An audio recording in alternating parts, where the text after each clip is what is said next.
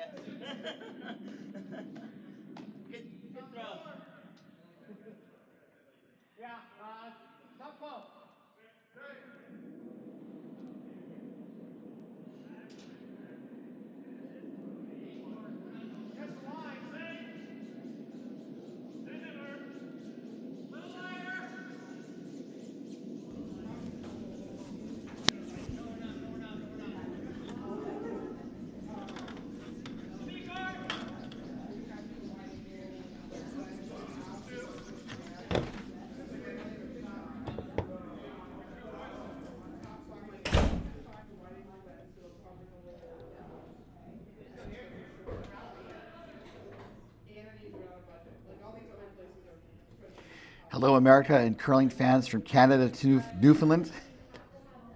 This is your host, Ryan Olson, with the championship game at the 2026 DoubleTakeout.com MoPac Championships, the 5 and under Bonspiel. Kind of had to rush to get these cameras set up, so apologies for not being on the mic at the very start of this championship contest between Team Rice, the number 1 seed, taking on Team Hernandez, the number 3 seed. Rocks to play. We are underway. Hernandez is sitting 2 right now, although the rock that was just put up did not get under cover. So it looks like a rock that Rice would be able to pop out. We are kind of in the rocks of the second players, the second stones, as we have Brian Campbell in the hatch for the number 1 team at this event, hailing from Coyotes Curling Club out of Tempe, Arizona. I almost said another state by mistake. And so looking to, I think, draw down and maybe tap out the Hernandez red. This is over curling a bit, I think. Team Rice had just gotten off the ice, so they had as short a time to get ready as I had, because I was calling their game. Calling the end of their game. So that's a guard. So Hernandez doesn't have the hammer to start. The team with the higher seed got the hammer to start, and so that would be Rice, as we see Alec Mitchell for Team Hernandez throw his second rock. Team Hernandez hails from OC Curling and CurlVegas. This rock is kind of hanging out. And this is the sheet number 4. We've never been on sheet 4 before with our feature sheet. And part of the problem is that there's a slight ramp And so some of the cameras are on a ramp, and I'll leave you to guess which cameras are on the ramp. Although it should be obvious once you see where the cameras are in the background. So that rock from Alec curls into the top of the house. And so now Brian is being asked to throw some takeout weights. Yellow onto red, I believe, just based on where Joseph Rice has the broom for his seconds.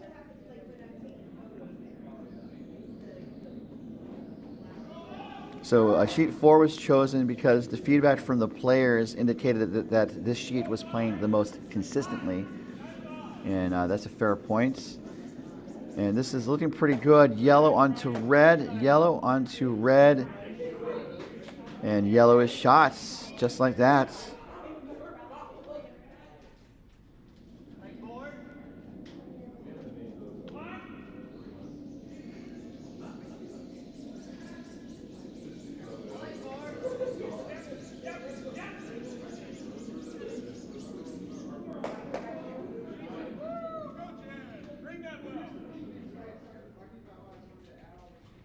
All right, that was a good replay. Hopefully you can hear me. There was no sound on that replay. That kind of spooked me out. As we have the third for Hernandez throwing his first rock. I think looking to draw through the ports. This is looking pretty good. It needs to curl up just a little bit more. And it crashes on the guard. The shoe is going to roll wide over the top of those red rocks to the edge of the 12-foot. So we have our third place game on the next best sheet, sheet 3. And that is a contest between Team Orange Coyote, which had lost just a squeaker of a game to Team Rice, and then Team Duncan. Team Duncan, obviously, I think one of the they're definitely pleasantly surprised to be here.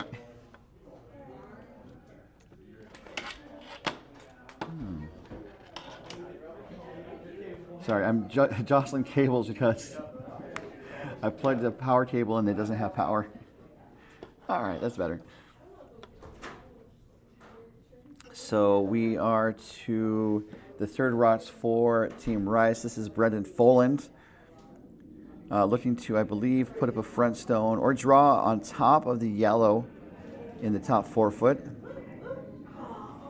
And it is somewhat surprising to hear the players say that this sheet plays the most consistently, because there are those windows just to the left of the sheets, and you would think that the heat and other element penetration would cause a problem, and it hasn't. As far as I've heard, they've definitely thought it through. The only concern, I guess, would be when there's direct sunlight in the summertime, where it causes like the direct beams of sunlight to get through. Otherwise, it's been pretty well managed. So, shows what I know.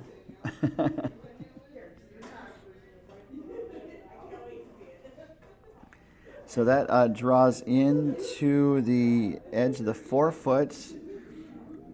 And we're going to see Zach Altman throw a draw on top of those stones. So the Sheet 3 gold bronze medal game is available on the CurlVegas YouTube channel. The link is on YouTube. Also, the bondspieler.com, or bondspieler.com as we call it. We had 15 teams in the field this year, and it comes down to this championship game between two teams, Team Rice from Coyotes and Team Hernandez from OC Curling and CurlVegas. So we'll go over each team's journeys in just a moment. So we had 15 teams, 3 pools. Everyone was in their own pool. No, so we had 3 pools, Vegas themed. So the pools were named cards, dice, and slots. As you see, Brendan's next rock looking to pop out that red on the outside 4-foot. It's looking pretty good. and it does hit. There is a slight angle, so it's possible for Hernandez to maybe try to do an in-off double. So Hernandez hails from the dice pool, was undefeated in 4 games, but that includes 2 wins and 2 ties. So undefeated. It was kind of a bedlam in the dice pool, but they figured out who the winners were. And Hernandez was the 3 seed, so the top team in that pool. The top team in the cards pool was Rice. Also went undefeated, but the easy way, quote unquote, with 4 outright wins. As we see David Hernandez with his first. And then the winner of the slots pool was Complete Sheet Show, and they were upset in the quarterfinals. So looking for an in-off. Going to get one. It gets the second one to the back of the forefoot, and that yellow is pretty well buried. So I don't know if Hernandez is going to be able to pluck that out. And the red shooter stuck around for second shot, but it does seem very possible for Rice to tap that out and roll toward the center.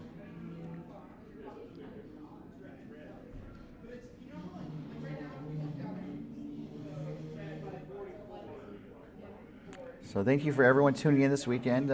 It's been a fun weekend. I said in the last broadcaster earlier this morning that the MoPac 5 and Under was my very first Bonspiel up at Seattle Granite back in 2019, and just helped just reinforce my love of the game and almost everyone involved with it.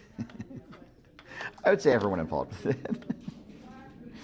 All right, so we have the first rock coming from Joseph Rice. Looking for a hit and roll. This is tight on the guard. So this might give, oh, no. It passed one of the guards and then it hit the one of the reds a little higher up. And so now Hernandez might have an out. It might be hard to think. It might be hard to see it, but I think it's there. So they're looking at running the red on the outside 8-foot back onto the yellow. I mean, the other possibility, if they're just looking to steal, would be to tap that red on the right up. I tend to be a little more conservative in my shot calling. But this is a chance to go big. The downside is if they miss, they could be giving up 2 here, which we've been talking about the risk reward. I think the risk is giving up 2. The reward is possibly stealing 2 or more. So I think with that algebra, the math is pretty clear for David Hernandez, as his last rock is away here in the first end without the hammer.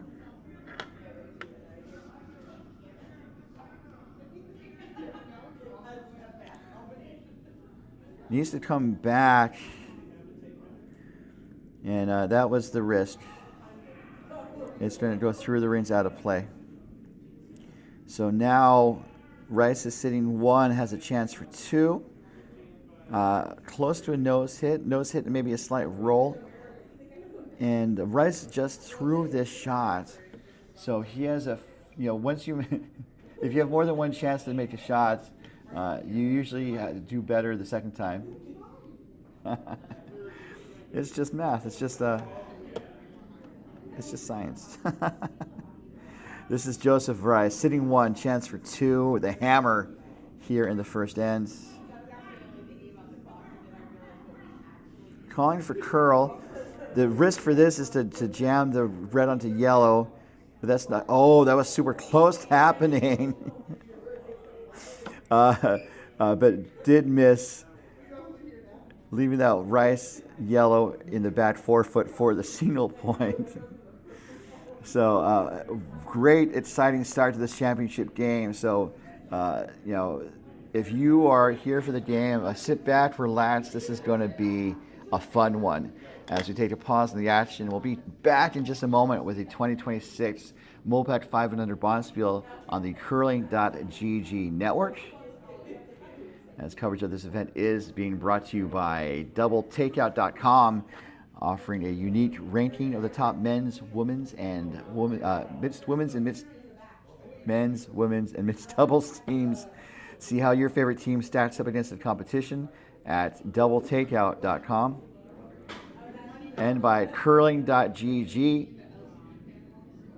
Curling.gg is proud to be a sponsor of Team Canada's mixed doubles team, Brett Gallant and Jocelyn Peterman. And by Endgame Curling. Elevate your game with Endgame Curling. Learn more at endgamecurling.com.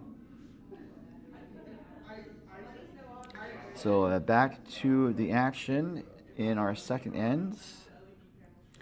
The lead rock from Scott Campbell, no relation to the second Brian Campbell,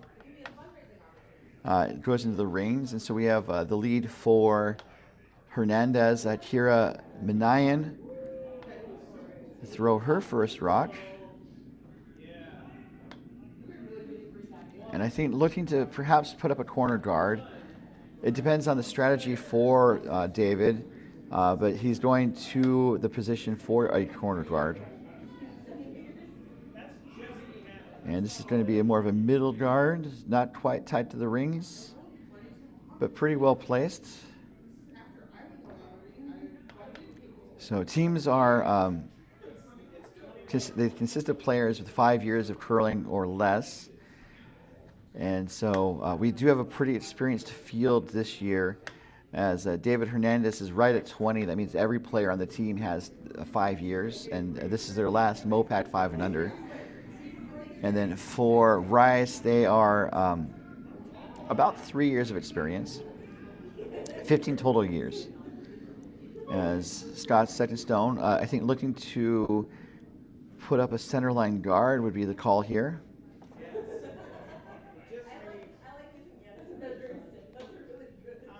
Looks like it might slip into the rings.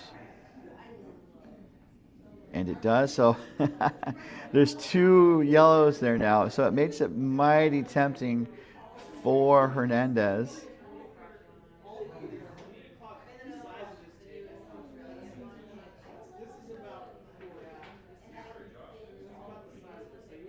And so I think he's putting the broom down for the takeout. As coverage of this end is being brought to you by doubletakeout.com. You can sort teams based on their country of origin. So you can see, for example, in the men's field in the U.S., how Team Casper ranks against the Team Schuster and the Young Bucks and more at doubletakeout.com. So looking for a takeout. This is looking pretty good. Gets one of the yellows gone, and then the shooter is corner frozen on the right side of the shot rock. So it's currently Rice hitting 1, but Hernandez is right there, breathing down Rice's neck. As Brian Campbell is in the hack. If you guys have any comments or questions, feel free to drop a note in the chat. I'm happy to respond as I see them. Because curling is a great social and engaged community, and it's great to get the feedback and answer people's questions. We're all here to learn and have a good time. Just like Pitbull says. I don't think Pitbull is an brand ambassador for curling, but I do think Mr. 805 would be interested in maybe hitting the ice. Just because of the song with the chorus, it's like, are we having a good time? And the chorus is like, yeah. I've been told not to sing, so. This is Alec Mitchell with his first, looking to hit, and I think roll, perhaps. This is going to hit the guards, and then the shooter's going to roll into the rings to the top 12.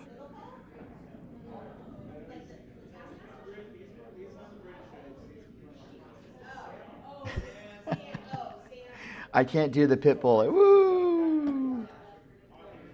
And that's not how Pitbull sounds. I know. I'm not trying to sound like Pitbull. Oh my goodness. I definitely appreciate you guys tuning in. Love the feedback from everyone. I'm just here to have your time to echo the words of the great Pitbull. But also just to share a love of the sport and to highlight and showcase the curlers from our region. As we have Brian's last rock head down the way, looking to pop out that Hernandez red that's stopped in the 12-foot last time.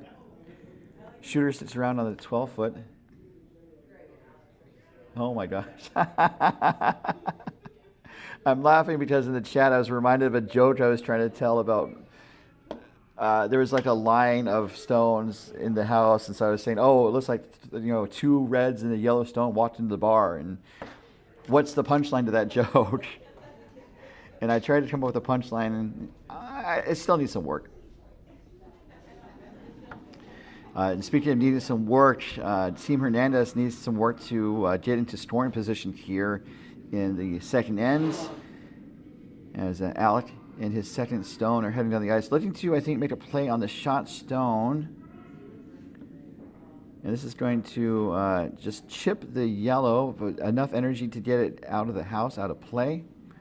And the shooter also goes away. You may see in the background during the game, we have 2 hearts balloons. We're doing a fun game called Double Takeout. And so if your team scores a double takeout, you get possession of the balloons. And then Friday and Saturday, if you had the balloons at the end of the game, you want a free round of beverages for yourself and a round of beverages for your buddy team. Every team was buddied up this weekend as Brendan Fullen is delivering his rock. So it's kind of a way to encourage people kind of mingling and meeting each other. And it's rare to run into curlers that don't want to chat with others. Although, I mean, it happens more at the competitive level where, they're focused on their game. But a lot of times here, especially at a more fun-oriented bonspiel like the 5 and under, where, they'll definitely get the round of beverages and socialize after the game. There was no time after the last game because everyone had to get off the ice and they did a quick setup, and everyone was back on the ice about 15 minutes later.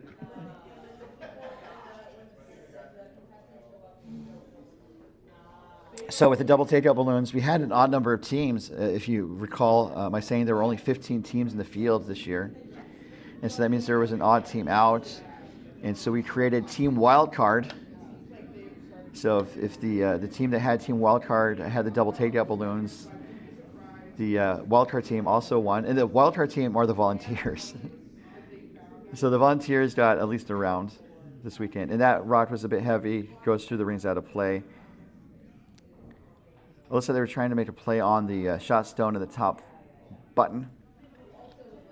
So Team Wildcard, the other thing is that if no team got a double takeout during a game, we said the house wins, because we're in Vegas and it's very common for this house to win. It's kind of crazy with the housing crisis for the house to win so often, but here we are. So the house wins, and so the Volunteers got around, and then the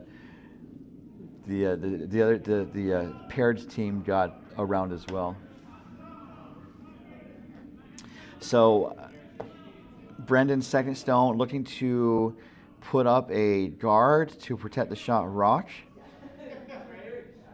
Rice is sitting 3 right now and in pretty good position to steal. Although this rock does not curl up enough. It curls, maybe it finished pretty nicely. So if you look at the head-on view, that the shot stone is about 40% covered. So we are going to likely see some takeout energy from Zach Altman.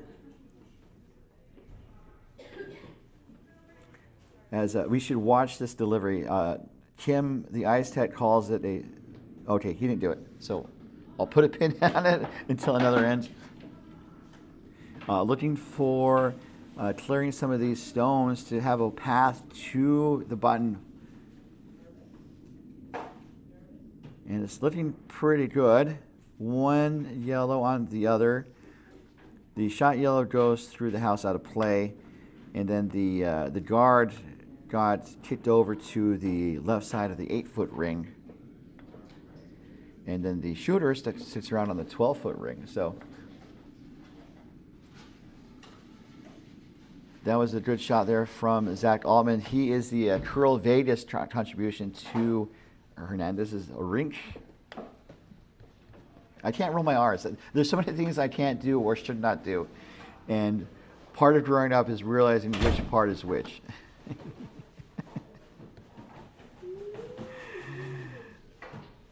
We are to skip stones. This is Joseph Rice with his first throwing from the right side hack for left-handed delivery. For people that may not know, you choose the side of the hack so that your throwing hand or throwing arm is closest to the center line. So if you are a righty, you're actually standing on the left side of the hack, so your right arm is closer to the center. And then if you are a lefty, you're standing on the right side of the hack, so then your throwing left arm is again closest to the center. And that is the fun fact of the day. You can go to Starbucks and tell them that. And I say that jokingly because there was a Starbucks that had a answer a trivia question. You can get like a free small drink or something like that. And one of them was a White House question about which president replaced something for a swimming pool, and it was Richard Nixon, if I remember correctly.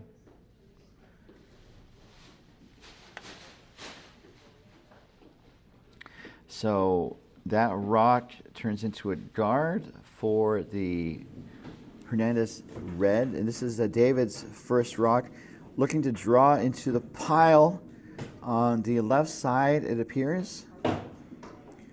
He's okay with the weight. Actually, he's indicating it's up weights.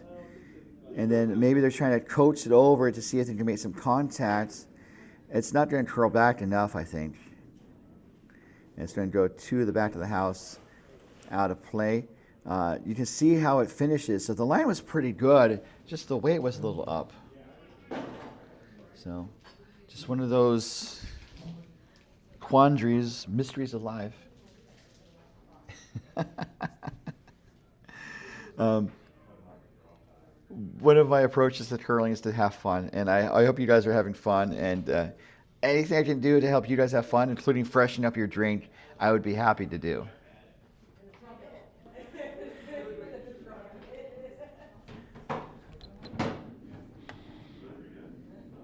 So looking around the rings right now, there are 3 yellows, and 2 of those are counting. Sorry, 1 of those are counting. So it's Rice sitting 1, 3, and 4, and Hernandez has the second shot right now.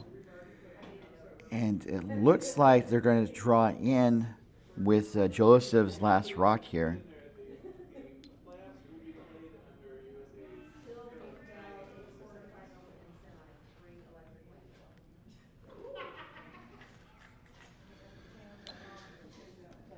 So we're playing 8 ends in this game as we see Joseph's last rock. I'll talk more about the format of the game in a second. Okay, so actually they're going for the run back. I thought they were going for a draw. But they're going to raise the yellow onto the red, but it misses the red.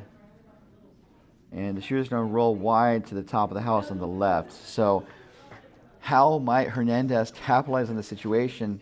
And can he? So my thoughts, and this is tricky, is to split the red.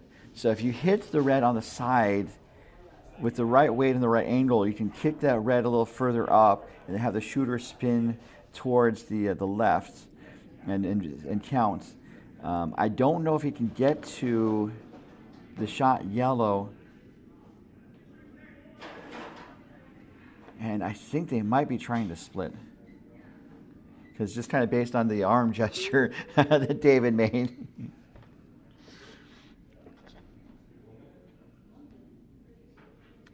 So this is the last rock. The hammer.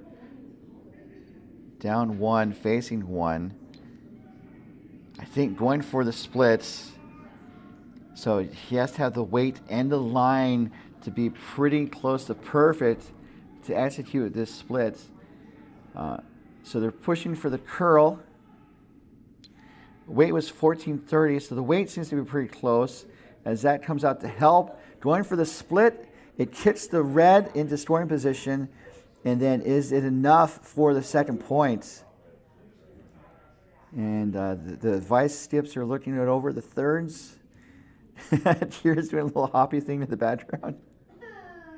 And we might need a measure. We'll see. Do we see? No, they kicked the rocks. So no, there's not going to be any measure. We'll see what score they put up in just a moment. But that was a great shot there from David to get on the board. So Hernandez scored. We'll see what the total is in just a moment. Rice will have the hammer when we resume the third end in just a moment.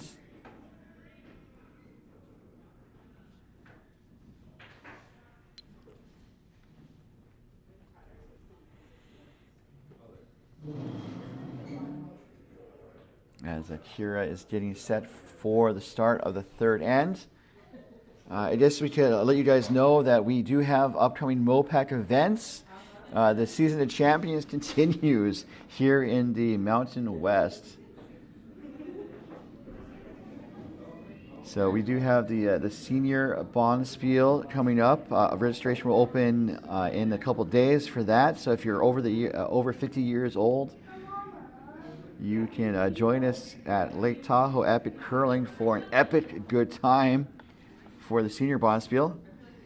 And then coming up later in the season, we will have our arena playdowns to conclude our Season of Champions. We started the season with men's and women's club playdowns, and then we were in that was in Tempe, Arizona.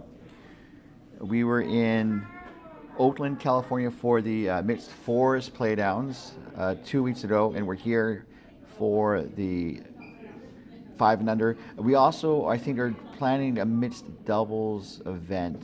I don't know if it's this year, but we do want to bring back mixed doubles. And Kira put up a center line guard that is on the center line, so it cannot be dislodged from the center line by an opposing team until after the 5th rock of the end. And Rice is not making a play on that guard. Going for the corner guard, ends up slipping into the rings. So Hernandez could try to go for a tap and roll or try to draw around the center guard, and is opting for the center line draw. So information about upcoming events for MoPac will be posted on the MoPac Facebook page, as well as the website mopacca.org. So travel safely, everyone. Yeah, bye, everyone. Bye. So it's bittersweet Championship Sunday, especially even if you win the championship. It's like you do all this, and it's all of a sudden it's over, and we have to go back home and go back to life, and it's there's so much joy and fun, and then it's tinged with a hint of sadness because we have to go back to our real world after this. The ideal world is about 45 degrees outside, as we have the second rock coming from Scott Campbell.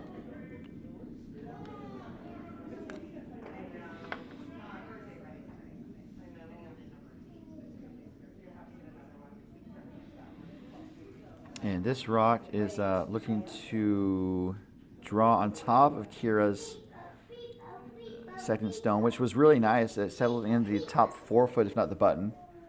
Actually, the back button.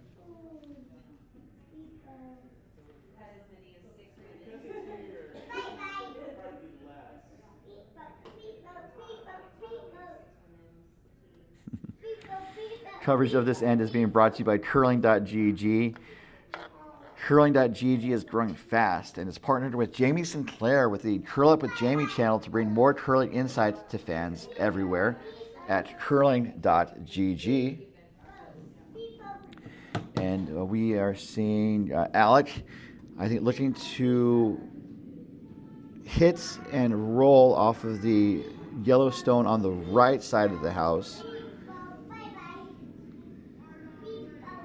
So I think what we're hearing in the warm room is beep bo, beep bo, beep bo, bye bye. And that shot appears to have been made. So beep bo, bye bye.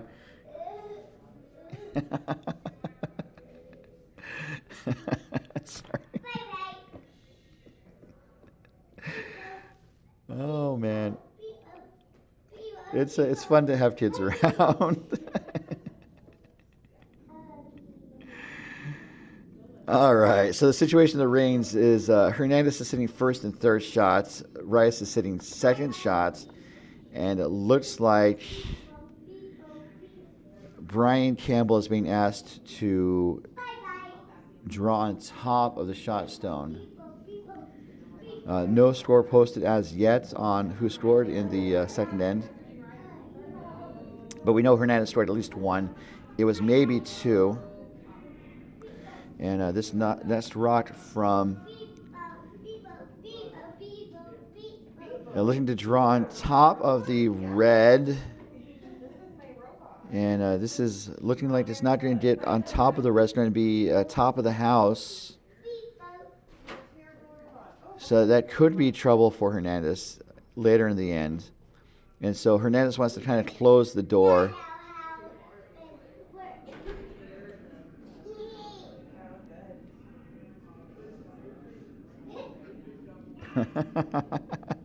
Speaking of having fun, there's a punchline to the joke in the YouTube chat. So if you want to check it out, it's there. I'll kind of read it out when we have a moment, as we have Alec in his next rock heading down the ice.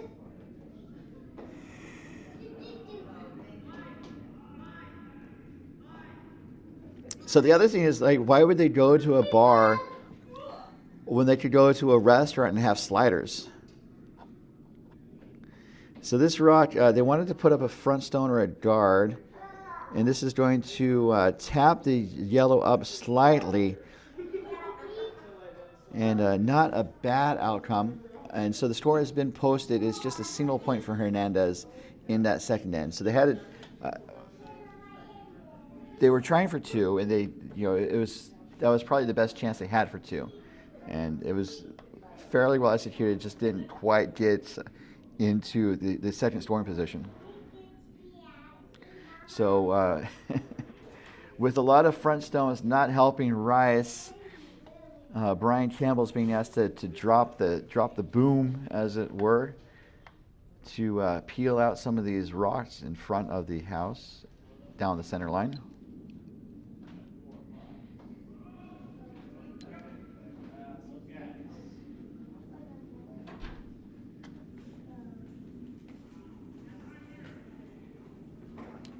And it's trying to get one red. It chips the other red on the way out. Travel safely, guys. Yeah. And it kind of upsets the apple cart in the rings. Listen to the replay.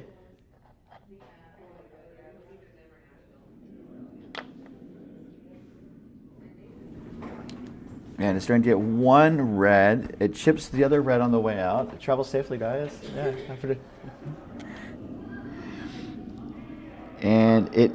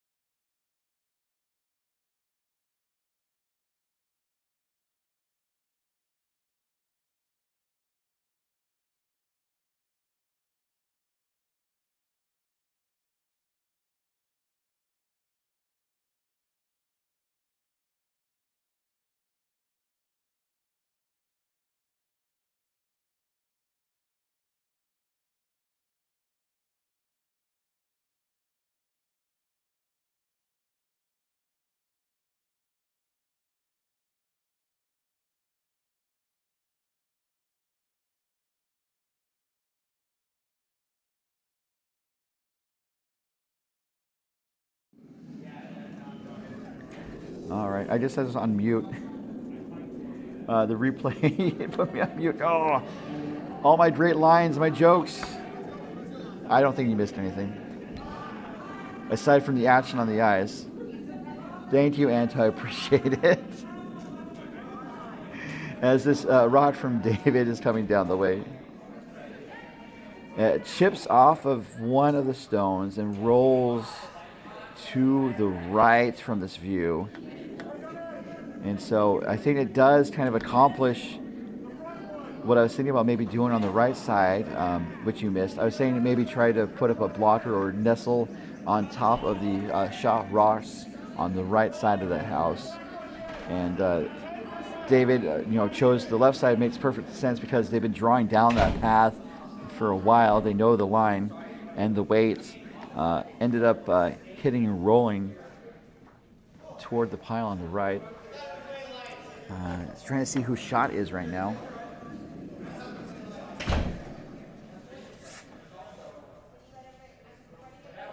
That was bizarre with the mute. At least someone told me right away. One of my favorite stories about broadcasting is that I went to San Francisco for the first time. They have a great setup. I didn't know how to work the microphones though. And so I thought I had the microphones working. And it took a day and a half for someone to tell me, oh, there's supposed to be commentary with this game.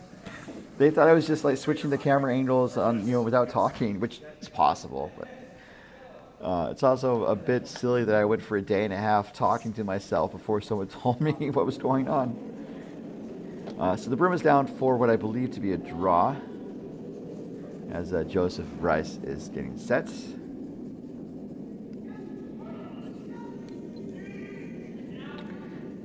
They're calling out T-line weight, so we should see about 1450 in terms of the time of the rock between the hog lines. 1403, so just maybe a titch on the heavy side. As we see it come down, it's going to go to the back 8 foot, I believe. So, guess who's been timing rocks all weekend with his new stopwatch? It's me. So, not sure who second rock is, but it does look like Hernandez is definitely shots. And so, they're looking at that right side. I think opting to leave the situation there in place, which I think is smart.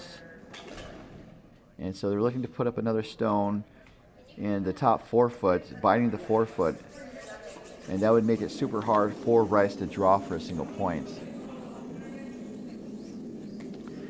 So the broom is down, going for the draw. You can see how much ice that they are looking to take using the tee line as a ruler. So, the circles are 4 feet, 8 feet, and 12 feet. But then we divide it in half and use radius or radii. And so it's from the center out, it's 2 feet, 4 feet, 6 feet. And so it looks like they're looking for just over 4 feet of curl with this draw. As David gets set with his last rock here in the third end without the hammer.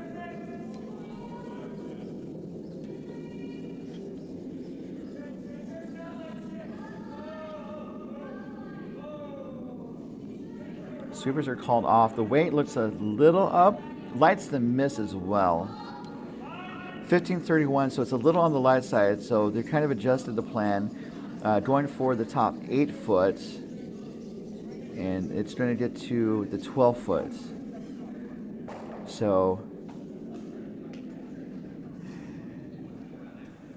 looks like Rice is looking to draw the 4 foot. So that didn't curl up as much. If David was on the broom, it only curled about 3 feet roughly.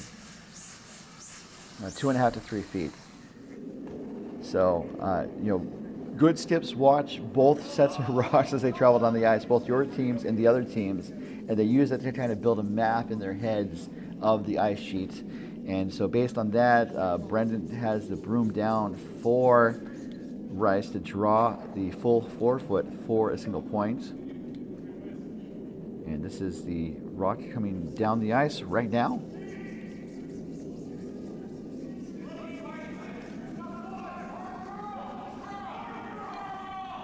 So they're calling out curl. So so the weight needs to be good as well as the curl. And so I didn't get a good time, unfortunately. So you can see it start to curl harder now. Now is it going to get to the full 4 foot, and it just kind of hangs onto the edge. So it looks like it's going to be a steal of 1 for Team Hernandez. So they take the lead for the first time in this game, and Rice will take the hammer into the next end, which we will see eminently as we continue with our coverage of the 2026 DoubleTakeout.com MoPac Championships, coming to you from fabulous, just outside of Las Vegas. I need to see what city CurlVegas is in. That could be a fun question. Okay, it says technically Las Vegas, but it could be unincorporated. I had to believe it's unincorporated.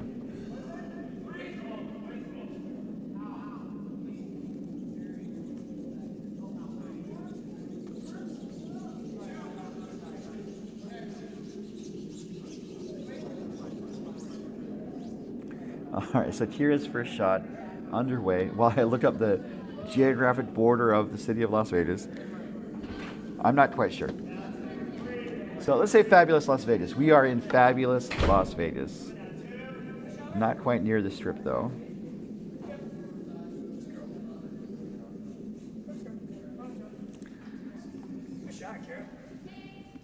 And on sheet 3, our bronze medal game between Orange Coyote and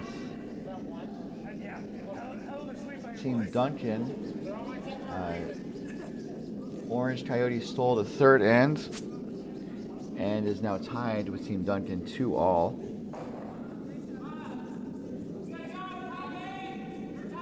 And so Kira put up a center guard, and it looks like Scott Campbell is drawing to the top 8. At least that was the call.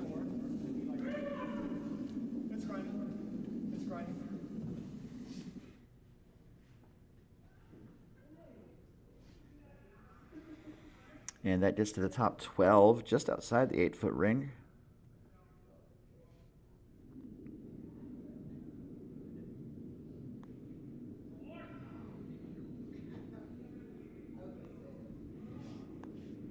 And Kira's next rock is underway.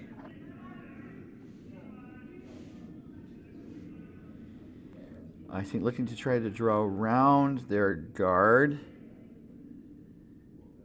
Calling out T-line.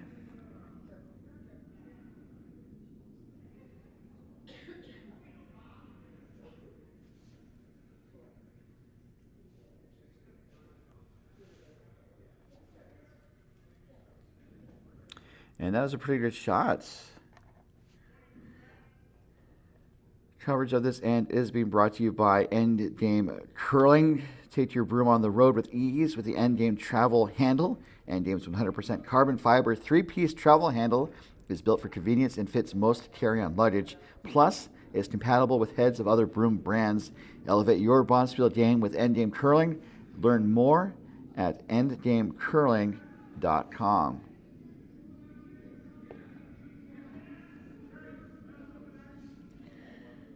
So back to the action, as we're going to see the second stone coming for Scott Campbell.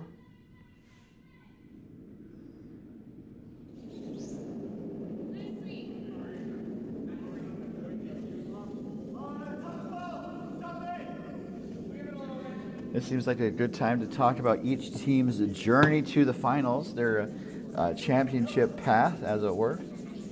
Rice being the 1 seed, went undefeated in pool play, playing 4 teams, winning each game. As we see Scott's shot go to the 12-foot on the right side.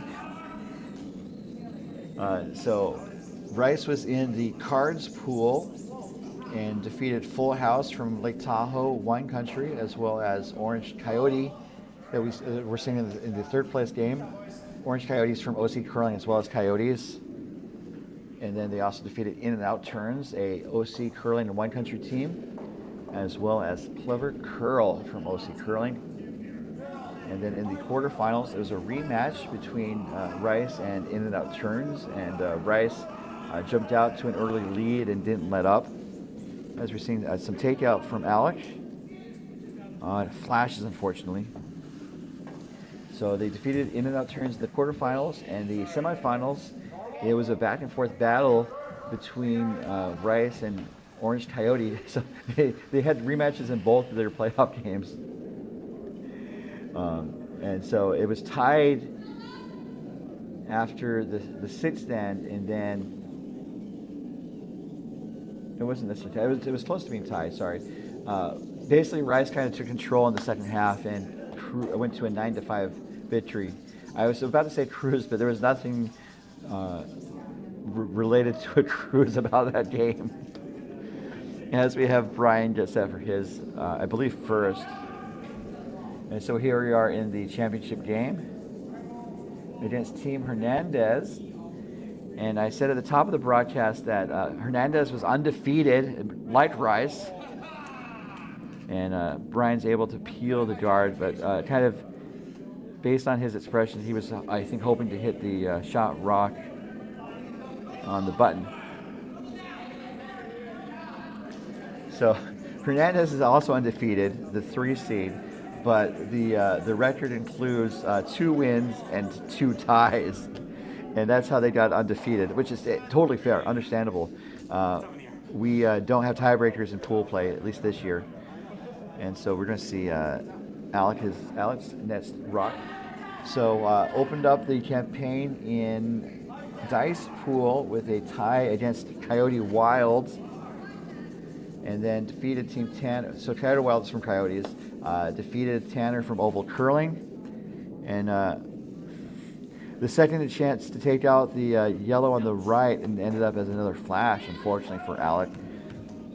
So they defeated Tanner, and then they played Pit Lars Skip It, where it ended in a 7-7 tie. That was the second tie.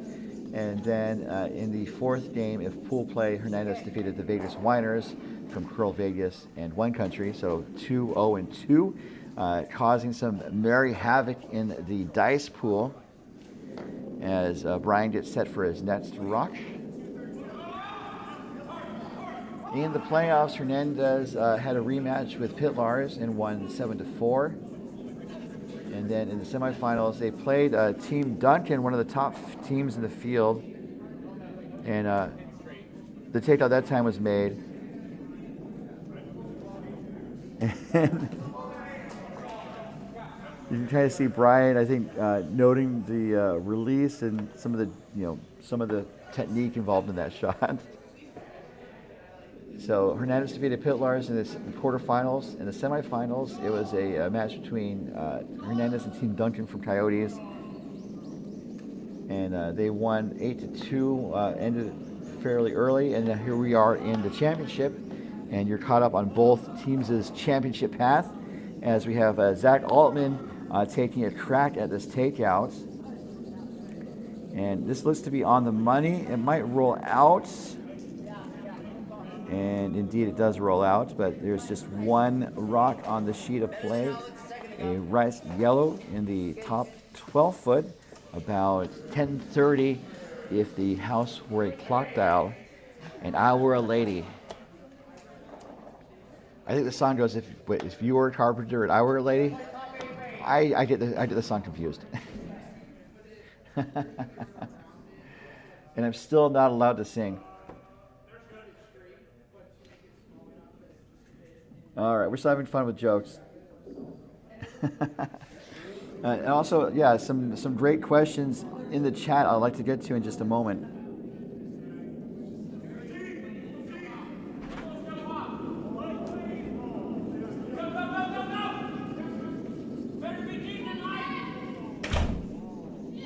So we can kind of hear some of the feedback on the ice.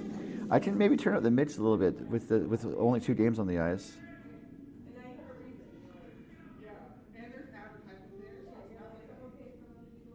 And that will go to the back 8-foot-4 shots.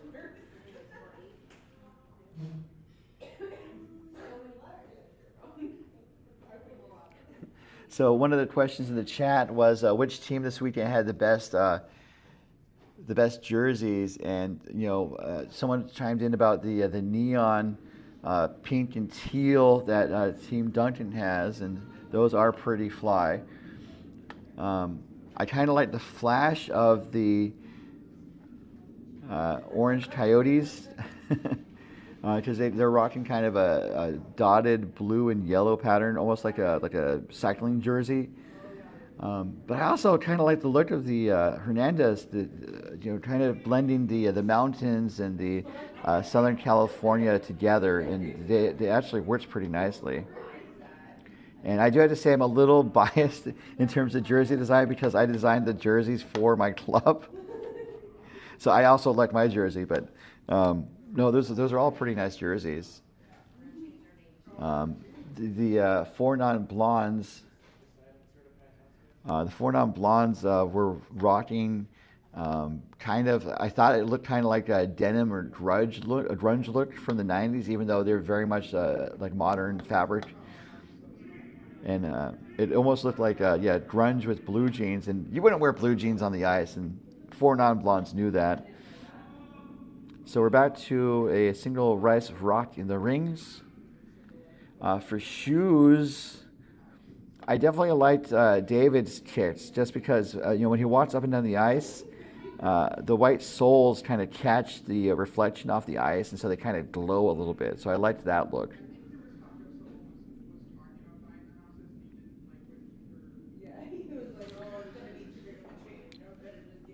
So back to sitting two, and so we've talked about strategy before, and so this is kind of a textbook example of the team with the hammer trying to draw play to the wings to score multiple points. Team Rice has effectively split the rings, and so Hernandez is trying to hit and roll to try to bring the stones closer together, although Hernandez only has 2 shots left. So Hernandez can keep clearing, and unless there's a double, the odds are really good for Rice to get 2 points here. And so that is a textbook example of why a team with a hammer tries to draw play to the wings if they can. So that's a hit and stick.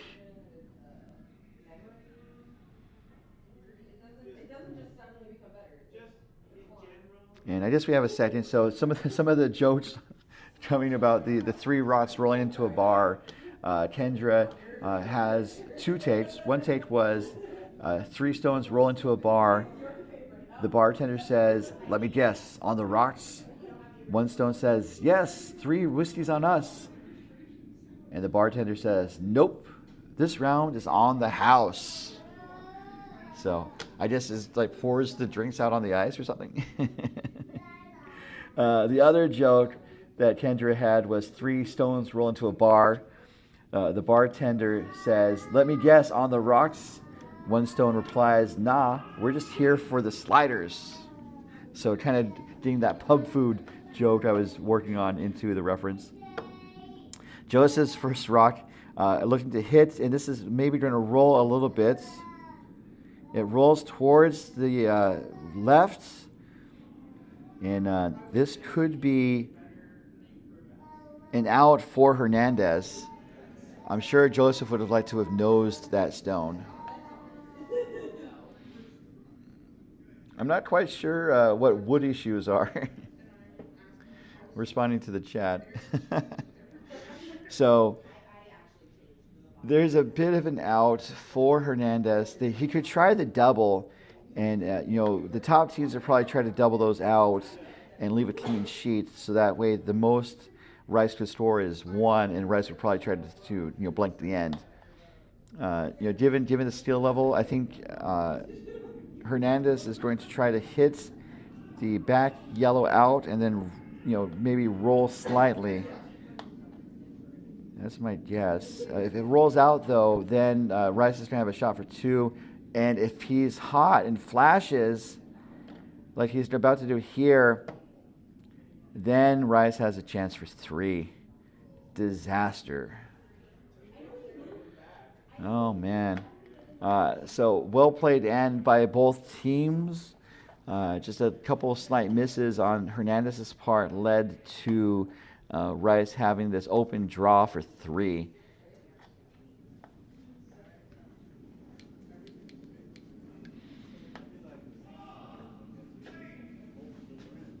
So the broom is down. Let's take a look at the draw to see what the time is going to be between the hog lines and how much it's going to curl, perhaps.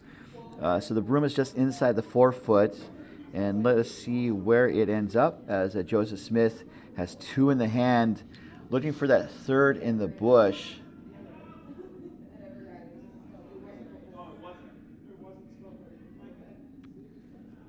So the rock is underway. Time-wise, it's 14:62, so this is going to be close to T-line weights. And then looking to see where it sits down, we're seeing about 2 feet, 2.5 feet of curl there. So I guess that's pretty consistent for this sheet. I'm new to this sheet this weekend. Responding to a question from Daniel on the chats. We were on sheets 2 and 3 primarily this weekend, and we were seeing some enhanced curl, perhaps a fall, it could be described, from the walkway that kind of bisects the 2 sheets. And so we were saying like 4.5 to 5 feet of curl away from the sidewalk, the walkway. And then coming back, it was a lot straighter. It was at times probably 2 feet.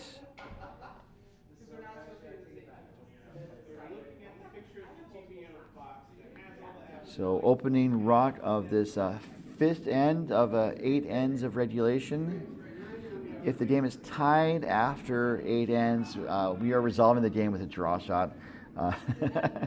I asked for an extra end, but did not get that approved. In the chat, Anton notes that one of the teams from Coyotes won up in Evergreen. I'm going to mispronounce the name. Team Knee, I believe. And I always double check, and I didn't double check this time. But congratulations to that team. We have usually a strong number of teams from our geographic region go to 5 under nationals. Complete Sheet Show, which was knocked out in the quarterfinals, is moving on to the nationals. Oh, it's from San Francisco. I apologize. News from San Francisco. I screwed that up. Goes to show you should always double check your information. But thank you for the correction. So Kira puts up a corner guard. Looking over at the 3rd place game between those teams. I'm pulling up the scoreboard. Between Orange Coyote from Coyotes in Orange County and Team Duncan from Coyotes.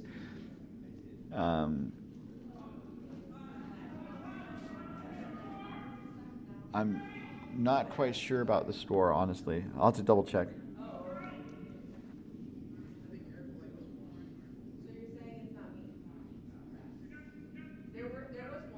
I might go ask them to double check the store myself. I'm going to walk over, but my system is portable, so I can keep talking and walking like a freaking Aaron Sorkin type.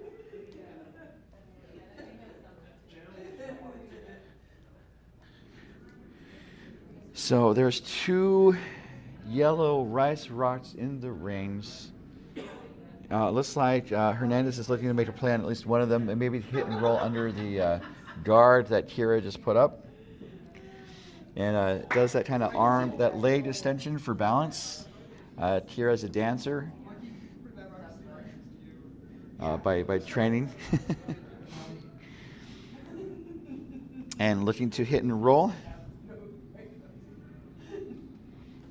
Looks like it might hit the outside yellow, maybe a double perhaps. Going to get one of the yellows and it's going to roll on top of the other yellow. And so it looks like a fairly effective shot by Manayan.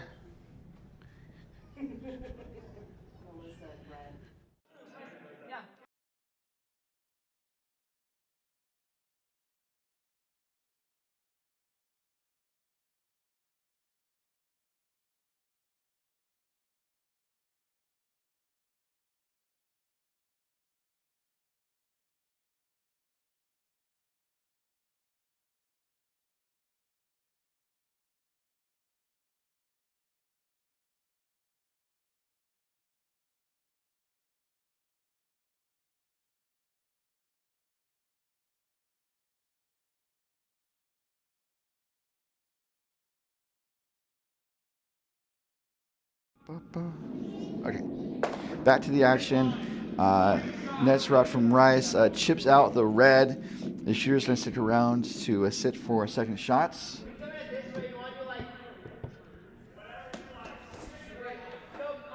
Okay, and the scoreboard on the sheet 3 has been updated. Okay.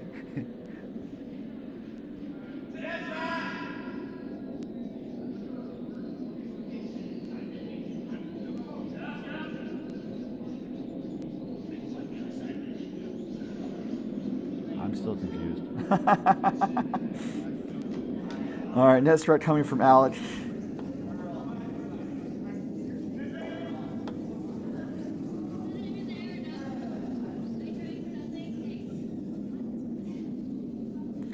And looking to hit the reds, and it's going to flash, unfortunately.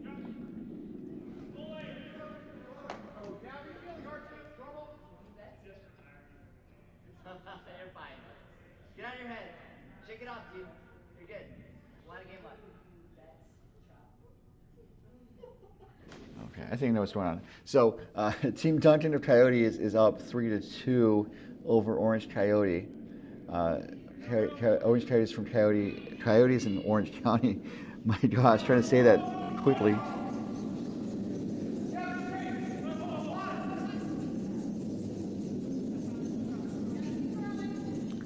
Looking to hit the red guard that was put up in the first rock of the end, the second rock of the end.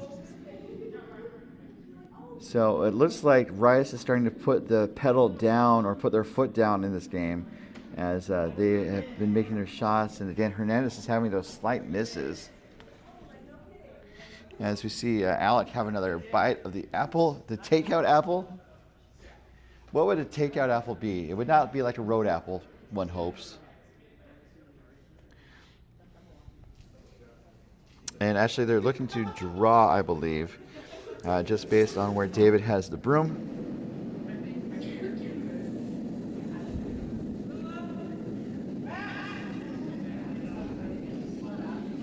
And so the weight appears to be, I think, close.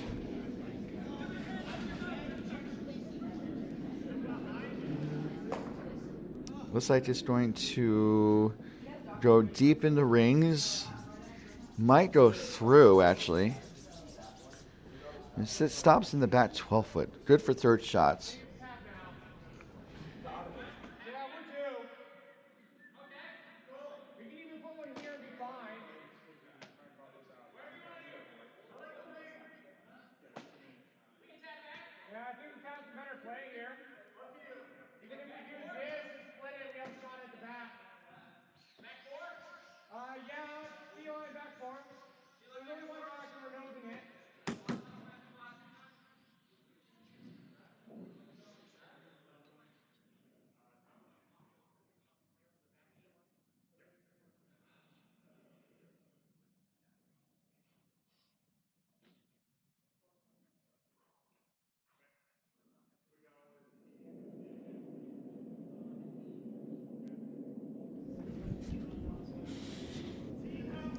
Net strut coming from Brendan Folens.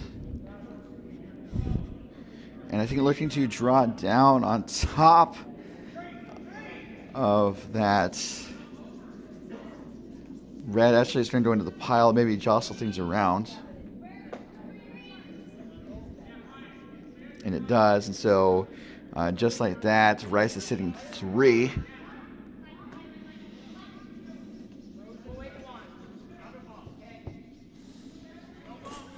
And the question is, what does Hernandez do? We see what we can see what they are going to do, and that's to clear out some of these rocks. And I think that makes sense.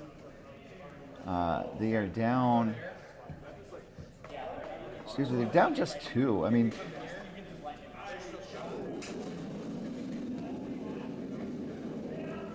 net struck from Zach. We missed his delivery. He kicks his leg up in the air like a scorpion kick, and it's a thing to see. Gets 2 of the yellows going through the rings out of play. And so that is a double takeout brought to you by doubletakeout.com. From Zach. We missed his delivery. He kicks his leg up in the air like a scorpion kick, and it's a thing to see. Gets two of the yellows going through the rings out of play. And so that was a double takeout, brought to you by doubletakeout.com. So that definitely changes the end around. That was a great shot there by Zach. And so Joseph is low to the ice, looking for the takeout. And those are the takeout balloons. Next route coming from Brendan. And it's just one of those fun things to have. Brendan's rocked his away, looking to pop out that red that was just put up. And that red indeed does go away.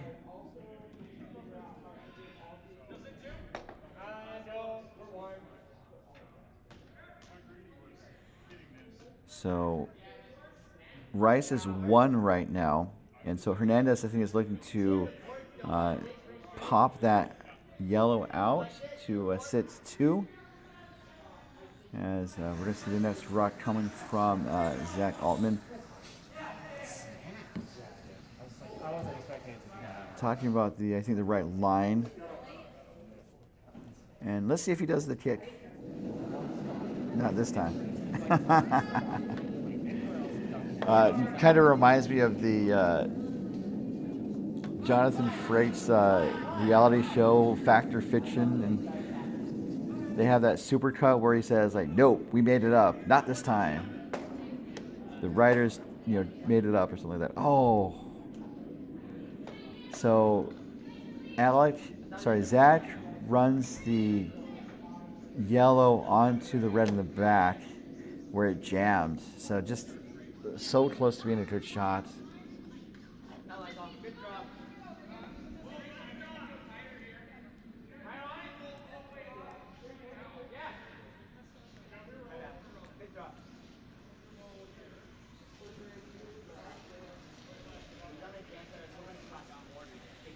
And so we are to the skip stones. Brendan is holding the broom. And it looks like they're going to pop out that red. And when they do, Rice is going to be sitting 2 or 3, likely 3. So we have a decent crowd in the warm room. They're all kind of by the bar, and I'm over by the entrance. Which is why it's kind of quiet here, but definitely it's nice to see so many people here watching the final. And that red is struck. The shooter is going to go wide to the left, where it's going to sit down on the edge of the 12-foot. So indeed, Team Rice is sitting 3, as we are almost done with the 5th end of this 8-end game. I think we're moving fast. We're having a good time. Hope everyone in the chat is too. Any comments or questions are welcome, as you can see me interacting as I can in the chat. And then hopefully in the next year or so, we're going to be able to mic the players. We'll see how that goes.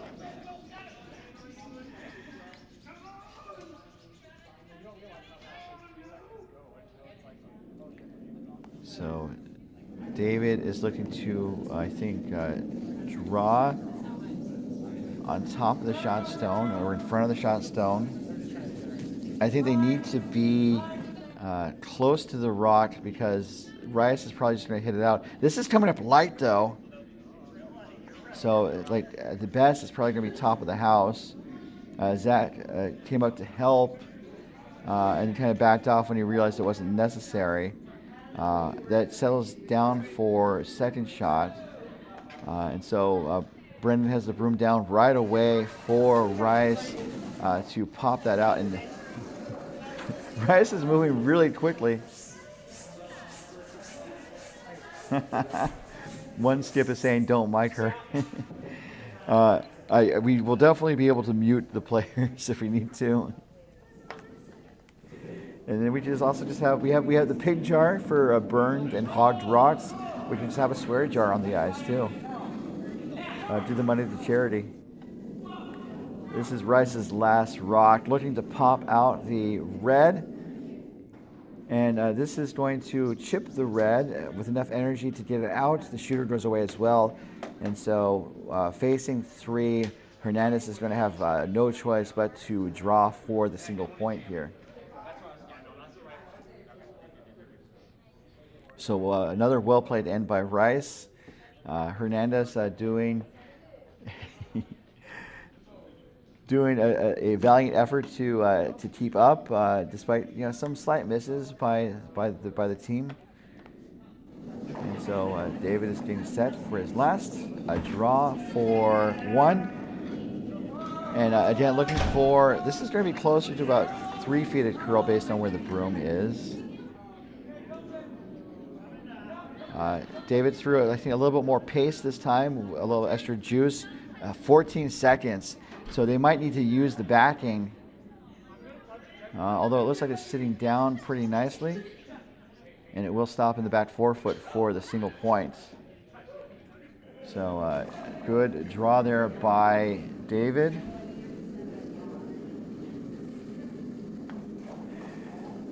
Draws within 1.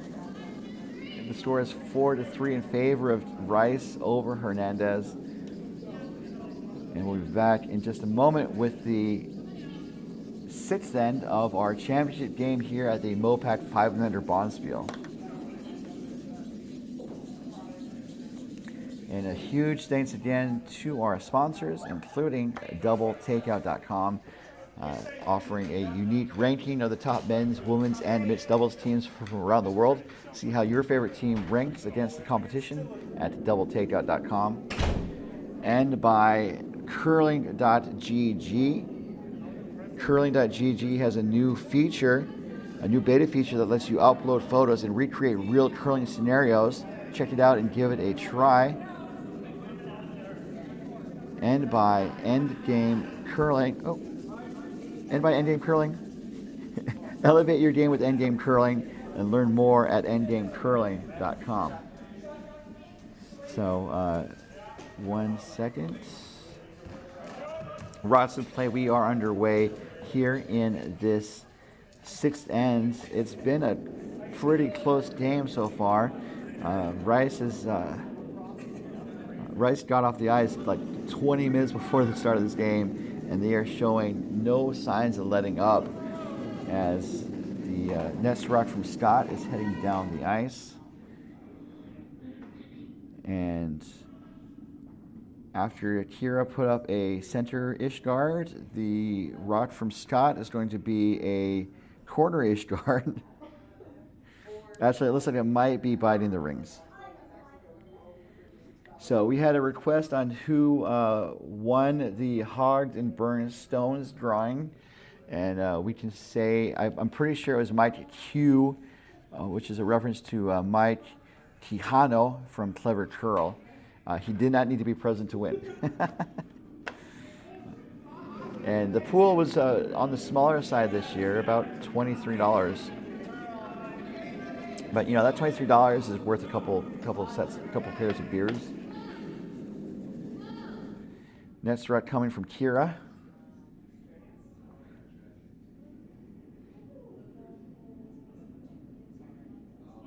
Looking to draw around, but it's going to kind of hang out a little bit. Hang out with its rocks out.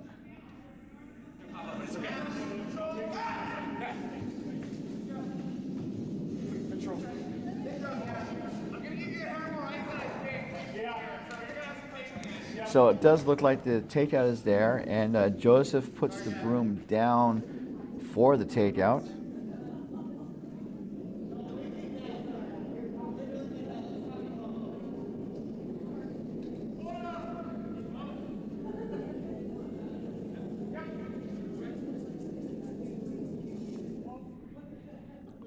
Line looks pretty good. It's trying to get past the guard. And solid contact, nose hit. The red goes away, and Rice is sitting 2, I believe.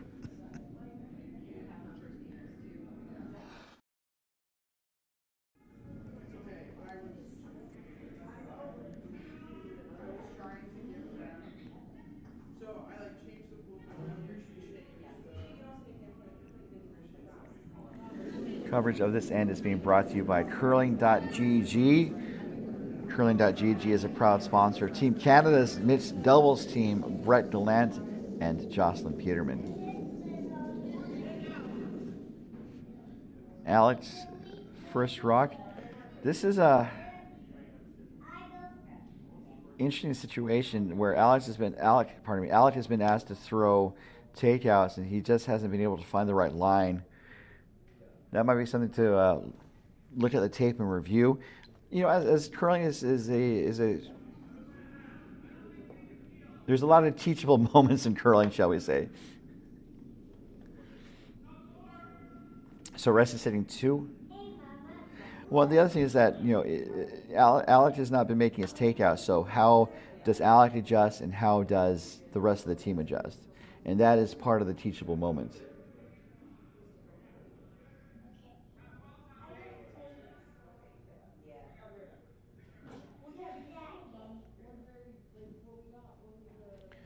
So the broom is down, I think looking for a guard or a front stone for Brian Campbell's next rock.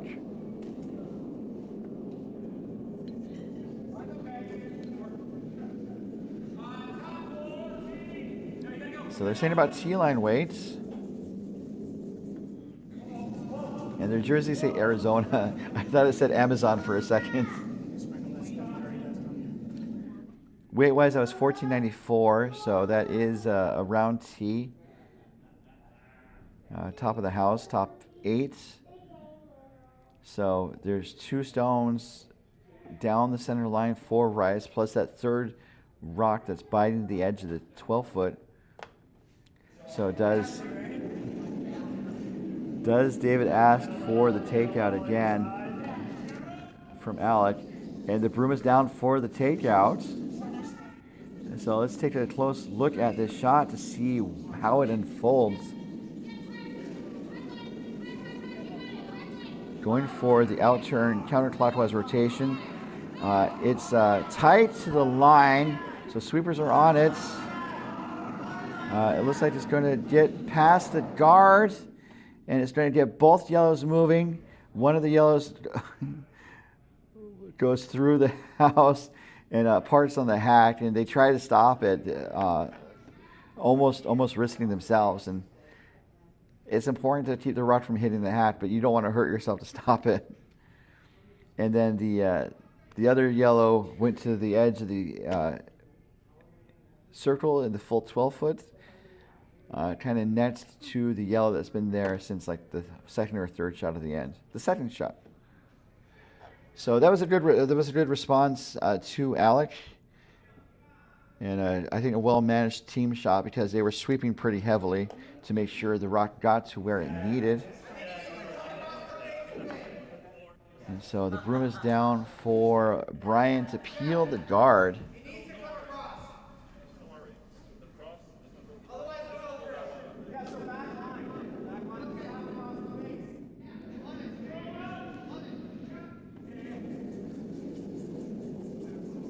So I heard control up. And it looks like it's going to make contact on the red. The shooter rolls slightly outside, but that was all. So now we have Rice sitting 2 on the fringe. And so Hernandez is looking to maybe make a play on those on the left side of the sheets. He's kind of tapping the eyes.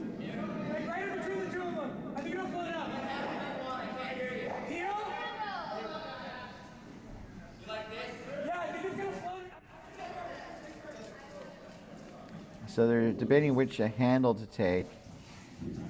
And I think they're looking at doing the out-turn counterclockwise. And it looks like the ice is appropriate. Let's see if we're going to see the scorpion kick from Zach. There we go. That is the scorpion kick as described by Kim Strong, the ice tech here at CurlVegas. And looking to get one of the yellows moving, 2 of the yellows moving, and that is a double takeout brought to you by doubletakeout.com.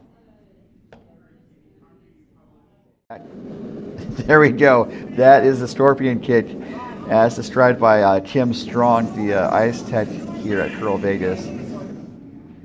And looking to get one of the yellows moving, two of the yellows moving, and that is a double takeout brought to you by doubletakeout.com. So back to the live action. We have an open sheet for Brendan's first rock here with the hammer in this sixth end. So I think Rice would be happy to blank the end. They would, they have the hammer in even ends right now, so they would, I think, like to score. But if they blank, I'm not sure. Teams kind of go back and forth on whether having control of the hammer in the even ends is beneficial or not, and especially with this game where Rice is holding on to a 1-point lead. This rock is going to go to the back of the house. And while Davis setting up the shot, just to update the situation on the third place game, the bronze medal game, we have Team Duncan scoring another point in the fifth end to take a 4-2 lead over Orange Coyote. Orange Coyote hails from Coyotes in Orange County, and Team Duncan is from Coyotes. And you can catch a link to the video of that game at bondspieler.com, as well as the CurlVegas YouTube channel. So looking to hit out the the yellow rock in the back of the house. It looks like it's going to be close, and that rock does go away. And my gosh, he's got a pistol of a takeout there.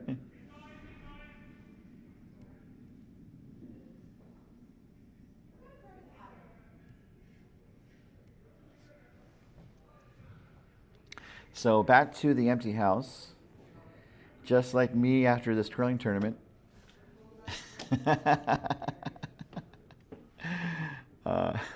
Empty house. So looking to try to draw around that yellow guard that was put up during the takeout from Brian a couple of rocks ago. This is Brendan's last rock here in the sixth end. And Team Rice, again, is from Coyotes, and Hernandez hails from OC Curling, as well as CurlVegas. OC Curling is working on dedicated ice of its own, as dedicated ice is still fairly unique here in our region, as we have Coyotes and San Francisco Bay Area, as well as Lake Tahoe Epic Curling. CurlVegas is in our geographic region, which is we definitely appreciate, although they are technically members of the Grand National Curling Club, based primarily on the East Coast. So we're still working on getting dedicated ice in the MoPac, and Orange County is definitely taking huge strides towards that step. And if you'd like to learn more, let's just have that dripper kind of fly into the camera. That's funny. You can go to ocdedicatedice.com. It's kind of slightly funny to note that OC Curling does not currently play in Orange County. They're actually near the airport in Long Beach, and they're hoping to change that after signing a lease on their new forever home, just a short drive from the John Wayne Airport in Santa Ana. And so more information about what they're trying to do and how you might be able to help at ocdedicatedice.com. So David's hit is going to nose that yellow out of the play. So just some simple hits. I think perhaps looking for a blank in this end.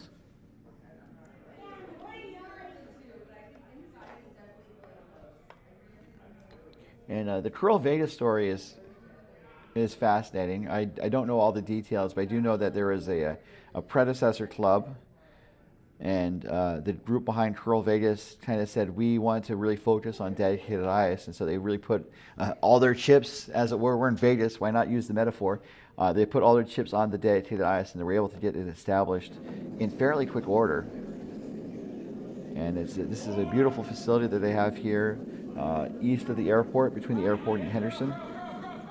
And the volunteers here have been excellent, and it's great to be in a place like this. And hopefully we keep coming back for years to come.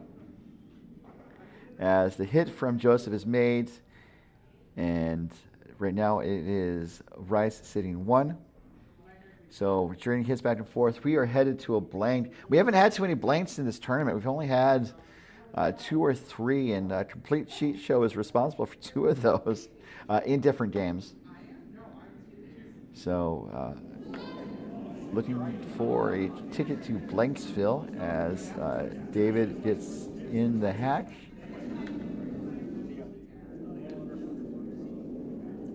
It definitely helps keep the game moving. Just trading hits back and forth. These games are not being timed. We are playing 8 ends of regulation, and if the game is tied after regulation, we do the draw shot.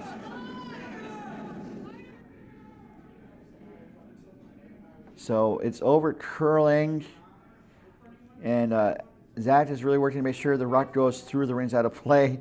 A little bit of a panic, but they made it. Oh, wow.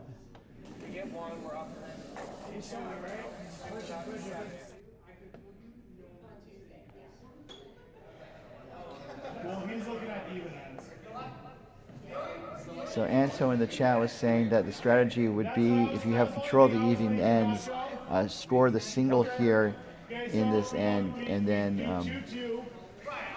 hopefully you have the hammer in control of the game in the 8th end. Makes sense to me.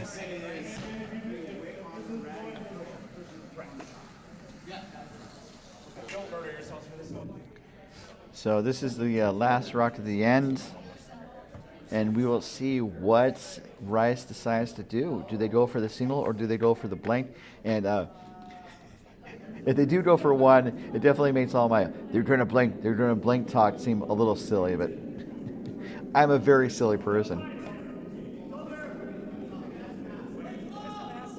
Looks like they are going for the draw. Weight looks a little up though. 13:53, so this is time to possibly go through. And Zach is going to give it a polish, and the rock is going to go through the rings. So, see, I know what I'm talking about. Blanksville all day, baby. Obviously, I didn't know what they were going to do. So that is a blank end, and we are going to go to the 7th end with Rice retaining control of the hammer and a 1-point lead, 4-3 over Team Hernandez.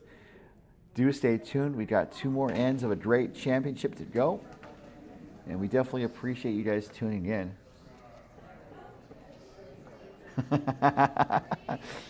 Anto responded that that was a 5U strategy, and that's also fair. Like, some teams are still trying to figure out what the best strategy is.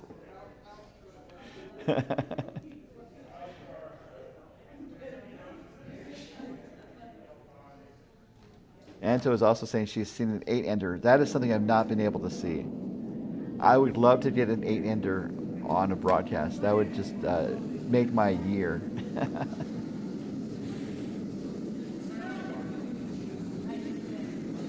So the first rock coming down the ice for Kira.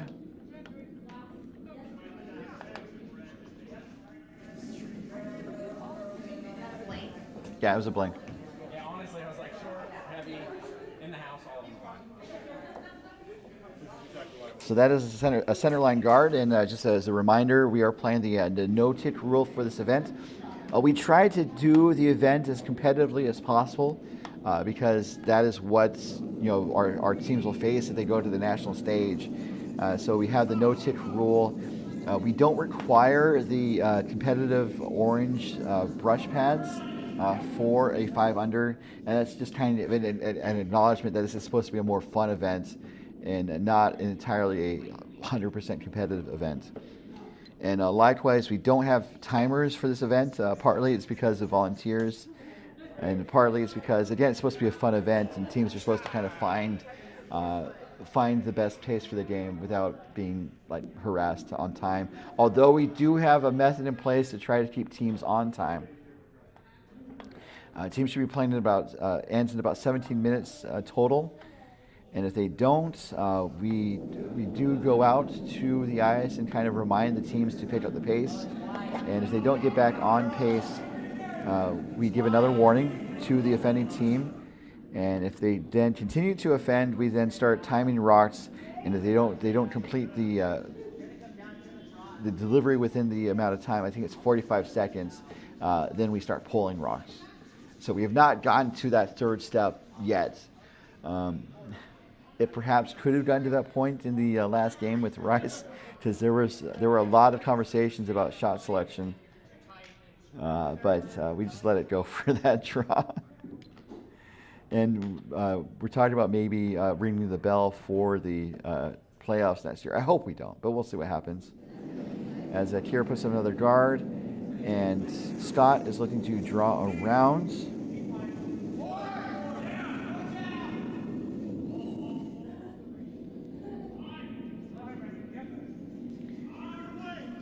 And this rock is looking to be more of a guard as they drew into the rings with their first shots. I think they were looking to maybe draw around the center guard and ends up reaching the top of the house. So that's the fourth rock at the end. So Hernandez could be looking to try to press Rice. Not necessarily, they don't have an advantage yet, but maybe try to set an advantage by drawing around. They can also try to raise the rock on the left. I kind of like hitting and rolling on that stone on the right, although there's a chance of it rolling too deep.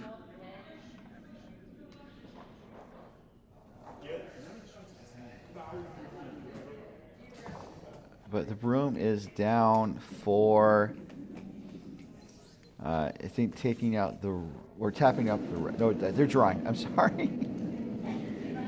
Took me a second to find the call.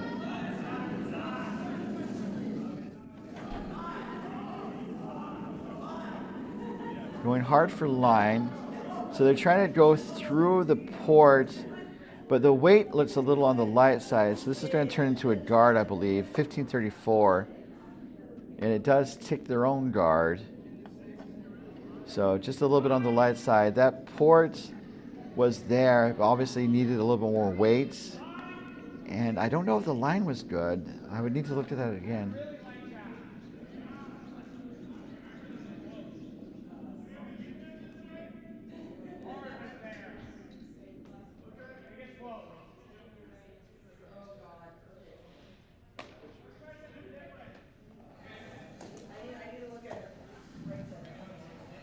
So it looks like they may be, let's see what Brian does with his setup.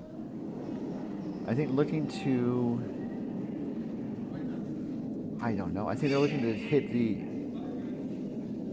well, they're yellow. They're trying to hit their own yellow. So it looks like they're trying to put up a guard, I guess, on that path to the right, as we see the stone head down the ice, or tap the shot yellow up. It's 1340, so the weight would be for back to the house, and it does chip the shot yellow slightly, and then the shooter kind of parks right next to it. So now I think David has,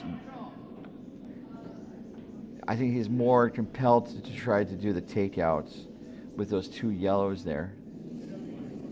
And so let's check out Alec in his delivery. I don't know if he was online. He kind of pushed inside on his release.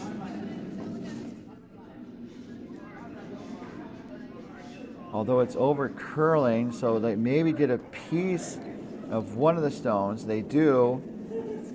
And the shooter's going to stick around to be second shot. And so Joseph is looking to hit and roll now with his net stone.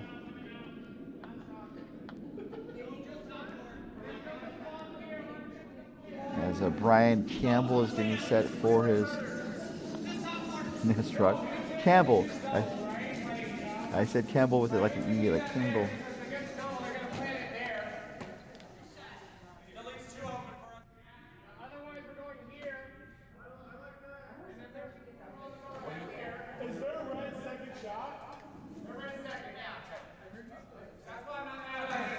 Okay, it's just all four of them. I think it's 20.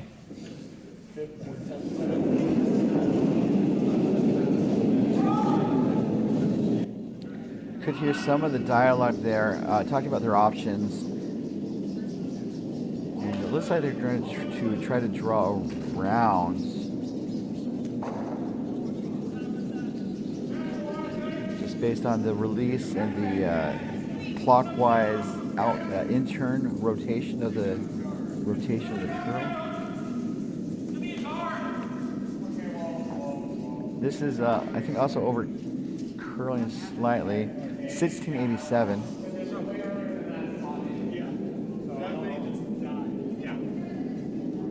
So Hernandez is also looking to make the draw.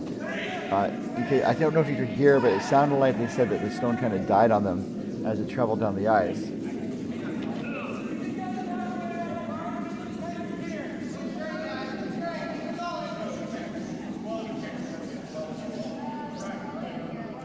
So looking for the draw with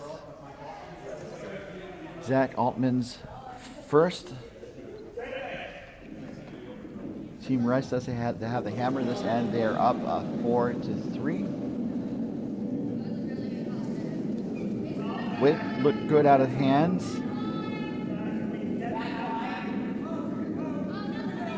Sweepers are just cleaning it right now. And also they have a little bit of backing if they want to kind of hit and roll under.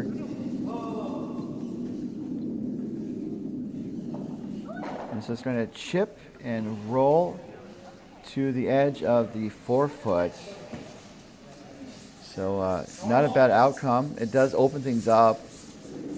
So right now Hernandez is sitting first and third rocks, while Rice is sitting second and fourth rocks. So there's a double there, actually.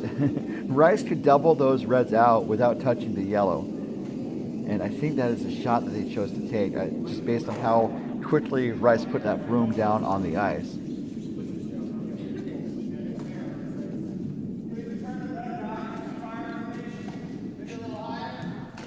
So Brendan is getting set for his last before the skip stones.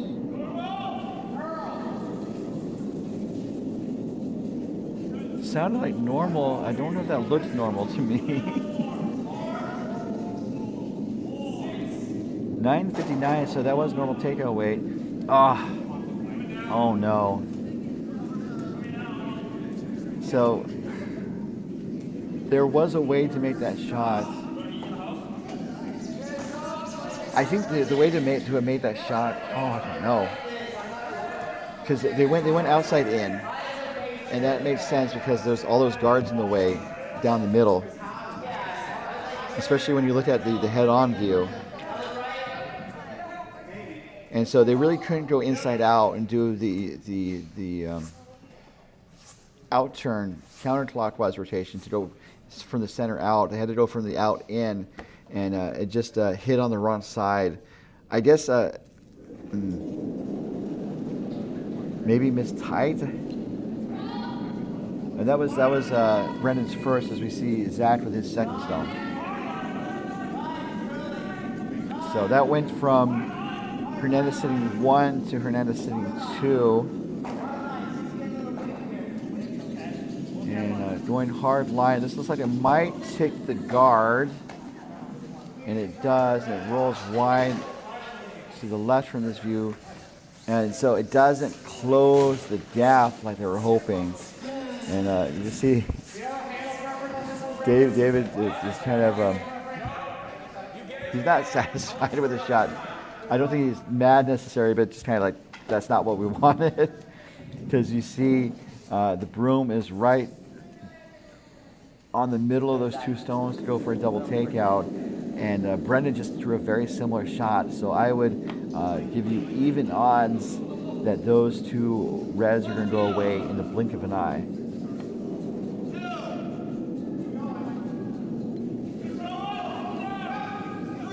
So going for the double takeout right down the pipe. Line looks pretty good. And it's going to get one of them. Is it get both of them? One of them goes to the back 12 foot, while the shooter rolls out even further. So it's a question now who shot. I think it's red that shot, but it's hard to say.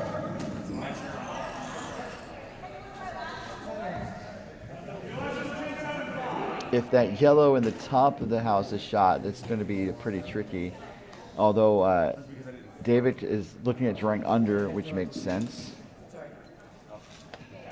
And if you guys see anything in the chat, about the calls or anything, it's always fun to have the dialogue. It's one of my approaches to these broadcasts is like if we're in the warm room having a beverage, just talking about the game on the ice and like what they might be doing and what they should be doing. Talking about different tendencies and just everything in general. That's been my approach to these broadcasts from day one. And I definitely love being here, and hopefully you guys are enjoying this broadcast as well. And like I said, we do have more MoPac events to come, including the Seniors Bonspiel and the Arena Playdowns. Our next broadcast will be for Arena Playdowns later this spring, early summer. And so we hope you'll join us then.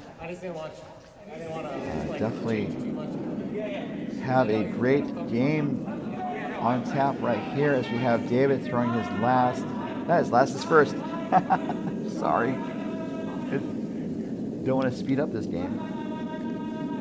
He's throwing his first rock, hoping to get around the guard. It's going to be tight. Is it going to be around the guard? It's around the guard. Now the question is, how deep is it going to get into the house? As they put a final polish on the stone, and it's going to end up, I believe, in the top 4 foot, right on the button. What a great sweep by Team Hernandez. Wow. So Hernandez is definitely sitting 1, maybe 2.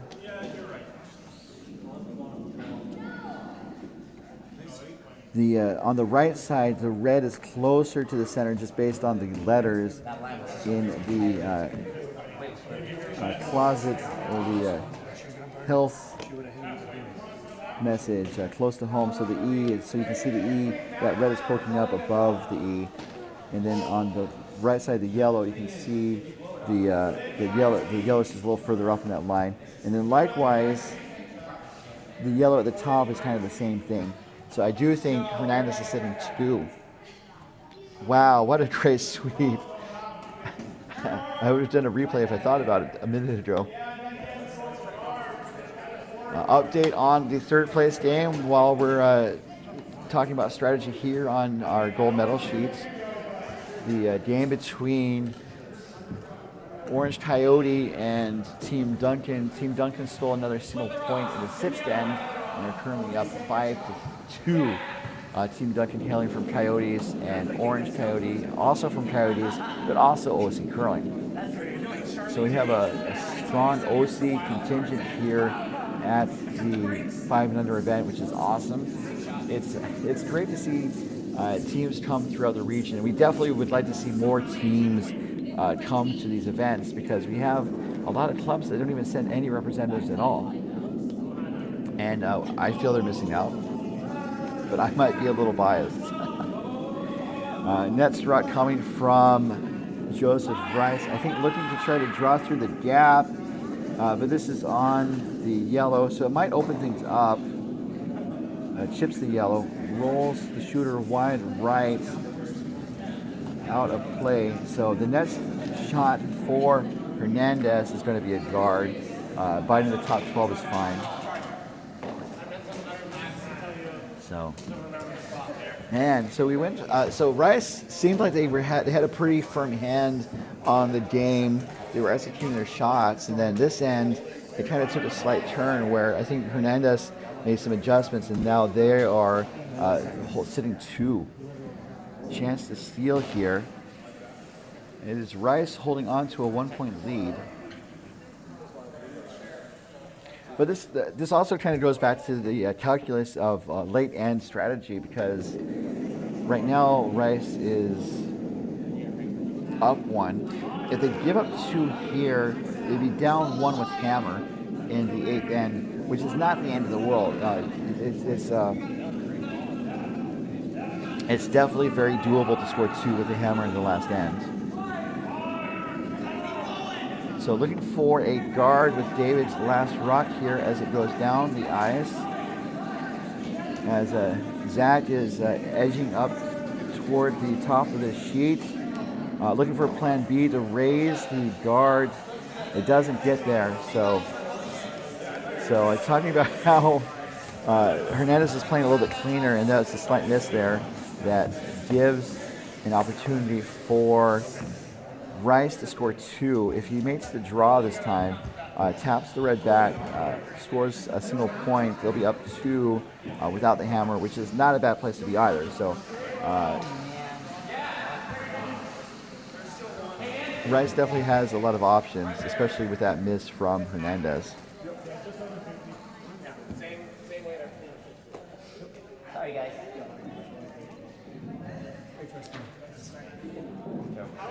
So Joseph Rice back in the hatch for a left-handed delivery. What do you want to do then? Do you want to go for the double? I think we're shooting the double here. Probably this is a very straight drop.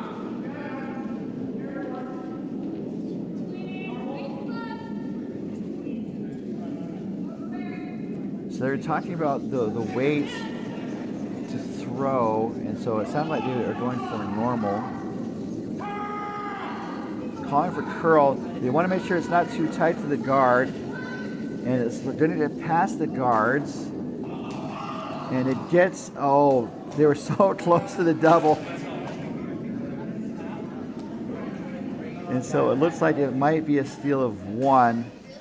Official, yeah, so Katie Feldman is going to go out on the ice to do a measurement using the laser measure. So close. So the one at the top 12 is not counting, according to the teams. And so, like I said, I think it looks red just based on the letters. But again, I'm not quite sure how the circles are set up. But man, that was a super close shot there by Joseph. And so we have Katie Feldman making her way to the ice.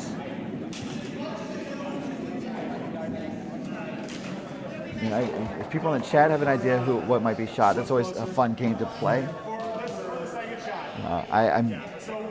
I'd like to be a little braggy and say I usually get it right, but then I will say that and I'll get it wrong. So Katie Feldman, a shout out to her. She's the lead organizer of this event. I'm also on the organizing committee, but I'm very much a junior partner.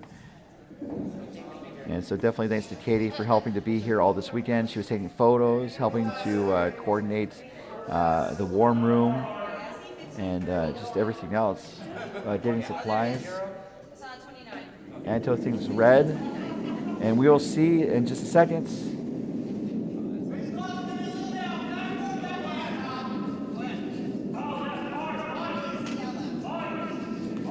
It's yellow. Wow, I was wrong. Like I said, I just did a little bit of swagger and I end up falling on my face. My goodness, so good effort there, but Rice was able to, well, good effort all around. I mean, Hernandez was, had something cooking, and then that slight miss gave Rice to throw a shot with a little wasabi on it to pop out the shot stone, and it almost popped out the back red, but it turns out they didn't need to for the single point. So Rice will take a 2-point lead into the final end, the 8th and final end of regulation. Hernandez is down 2 with the hammer, so we'll have a strong chance to tie when we come back for the final stands in just a moment.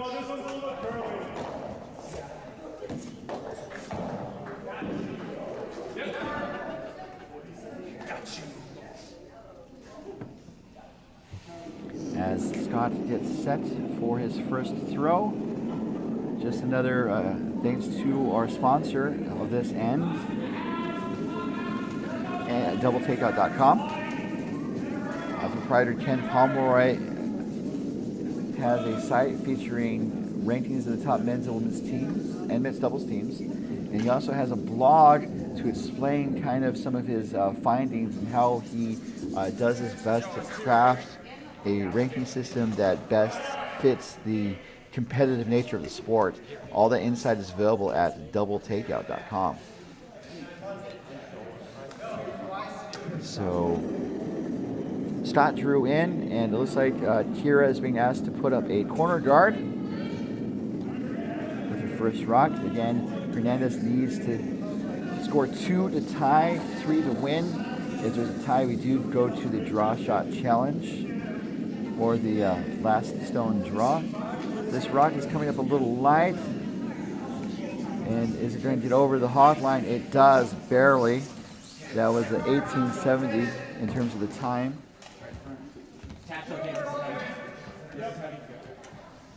So Rice is going to try to control the center of the sheet to make it that much harder for Hernandez to score at all. With Scott's second stone heading the other way. This is the last end of the tournament. This is almost done. This magic moment is going to turn into a pumpkin in just 14 stones. It's it's hard to not be poetic in a time like this, and especially when you see these shots. I mean, there's a beauty and excitement to this game, which is why I'm here all the time, and I hope you guys keep coming back.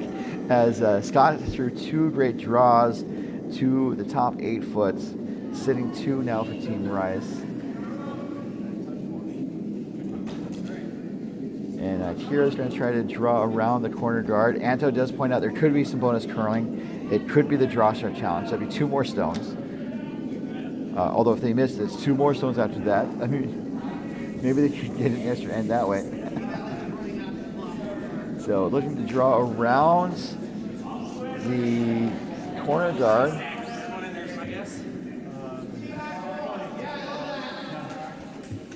And it's going to slip into the rings, I think as intended, just in front of the tee line for second shot. So again, Rice is going to work to maintain control of the front of the house with another draw, looking to put up a guard. As Brian Campbell is getting ready, and Brian let me know that Brian and Scott are not related to each other. So, just a funny coincidence.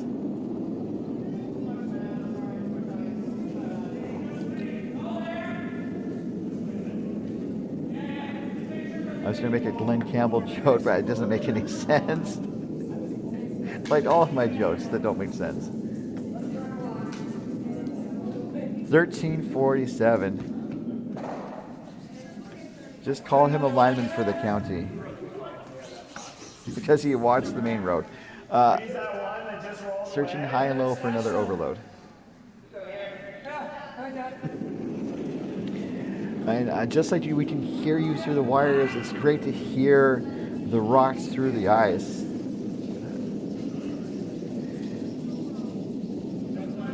Rice is sitting 2 at least, and so Hernandez is, I think, looking for a draw to the right side of the sheet with Alec Mitchell's first rock.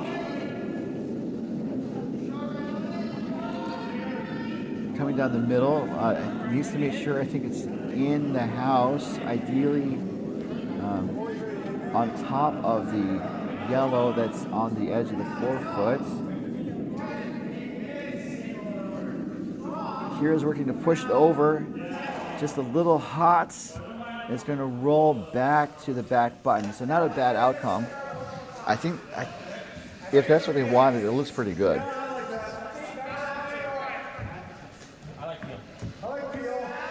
And so Team Rice would look to maybe clear some stones because they don't need a lot of rocks in play. They want to prevent Hernandez from scoring a big end.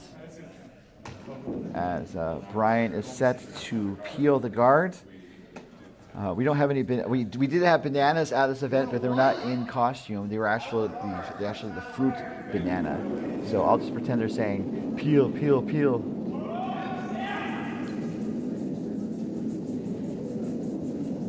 working to hold the line.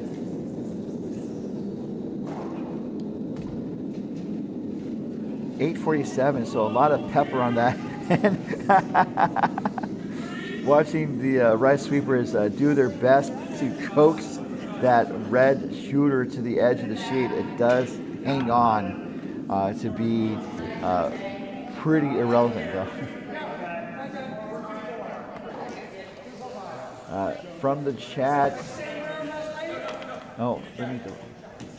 I screwed up on the score. It's 6-3 on the 8th, and thank you so much, chat, for correcting me. I do want to make sure I get stuff correct as we see the next rock coming from Alec.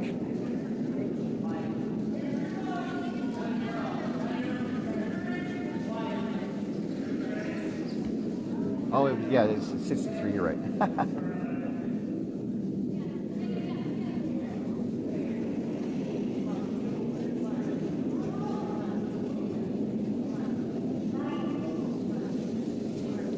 So I wonder if they did score 2 in that last end. So I wonder if that rock in the top 12 was counting, as that is a guard. And the broom is down for the takeouts.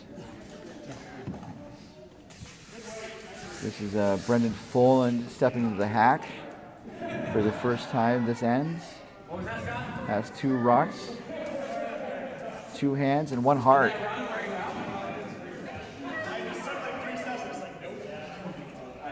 So the chat was noting that Scott Campbell is not related to the Brian Campbell on the ice. But Scott Campbell does have a brother named Brian.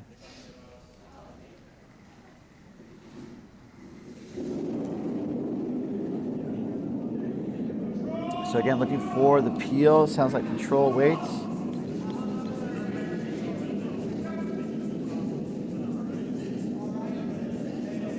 And it's looking pretty peely. And that does push the Rice yellow over to the center line. So it looks like Hernandez is sitting shot, but they need 3 to tie. I goofed up on my count. They need 3 to tie, so it needs to move some stones aside to get to the scoring area. But those yellow guards are protecting the shot rock right now. He could just start piling rocks in, perhaps.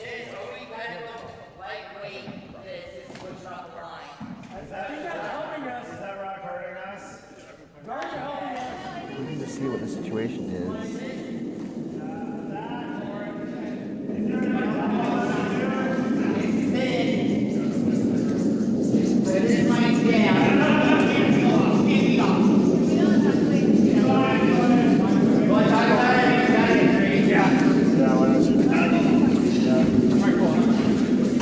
So taking a time out to look at the shot. Yeah, no, we're not worried about it.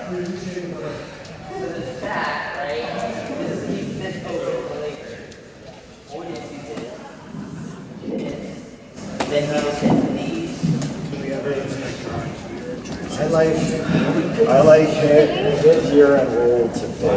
That's good. Or just come in and freeze here. He hits this and we hope for a jam or something. Yeah, I mean that's the goal. Yeah, just as many rocks in the house as we can. So for guarding, we put it here. Then what does he do? He goes here, makes it harder. He puts it on. I mean, he might throw this. The way he's gonna play.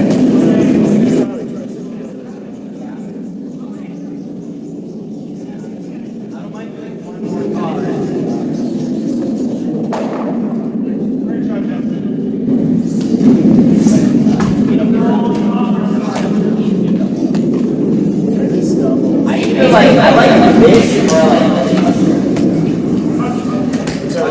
Okay. One more. Yeah. Okay. A little deeper than we've been. All right, after that discussion, which sounded intelligible, Hopefully, it didn't blow out your speakers or headphones. So they were talking about trying to open up the middle to be able to score 3. But it looks like they're going to put up another guard, saying one more. And so the broom is down, looking for one more guard. Just like that song from Les Miserables. One more guard.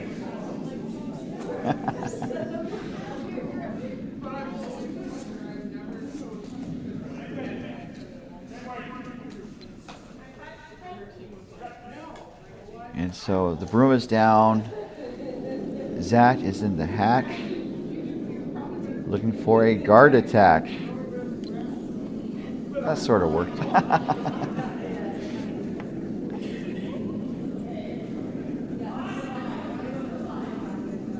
Going hard for line, it sounds like. Weight-wise, it's pretty good. 1653.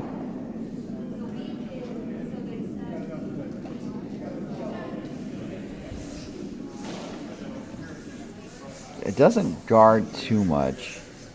It's something that he could be able to use for an in-off. Just kind of hit the red and deflect onto the yellows. There's a lot of danger there.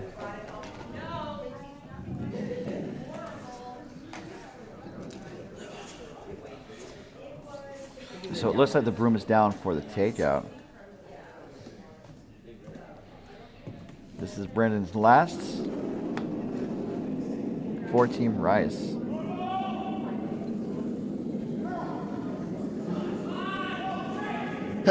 Sorry. So it looks like they're going to hit the red. Oh my goodness. Hits the red and deflects onto the shot red. And so now Hernandez is sitting none. Sitting 4th rack apparently. And Rice is sitting 1, 2, 3. That was a shot. Red. Oh my goodness. Hits the red and deflects. So, replay. It's fun to have when I hit the button in time.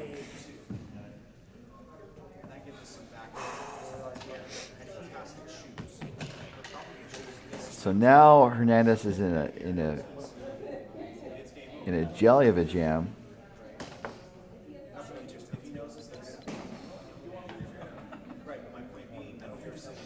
And what does Hernandez do? They need to open up those yellows to have a chance. They have 3 stones remaining. Those stones need to count, or else they need to bring another red into scoring consideration. So I think they maybe need to try to kind of wedge their way open and use those yellows as backing, and then hopefully get all 3 of those reds that they have left counting. They have those yellows in the back. Well, in the top of the 4-foot, in the back of the 4-foot, or right by the button, pardon me.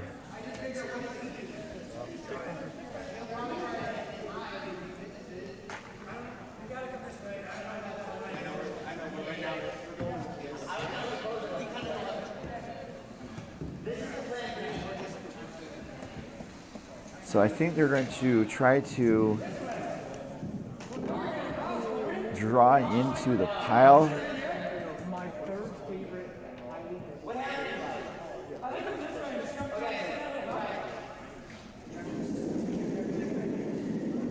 They're debating about which way to approach the shot.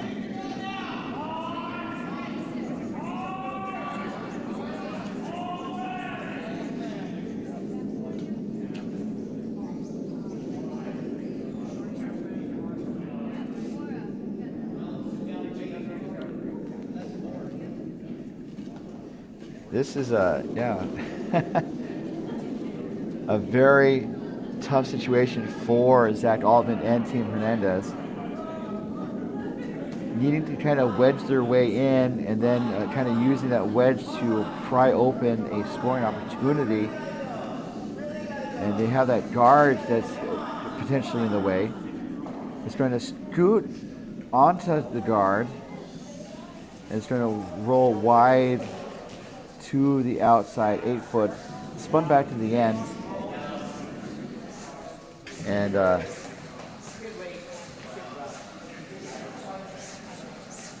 Boland has the room down for the takeout. They make the stone go away. It's likely game over. I think it'd be hard to see how Hernandez could score. That's the first time I've screwed that up, as far as I know. So Joseph Rice's first could be the dagger as he slides out of the hatch with takeout weights, looking to take out that red stone and dash the hopes of Hernandez, but it crashes on the yellow, and so a sign of life for Hernandez. Takeout weights, looking to take out that red stone and dash the hopes of Hernandez, but it crashes on the yellow, and so a sign of life for Hernandez. So an unfortunate miss there for Rice, but how does Hernandez capitalize on it? I think,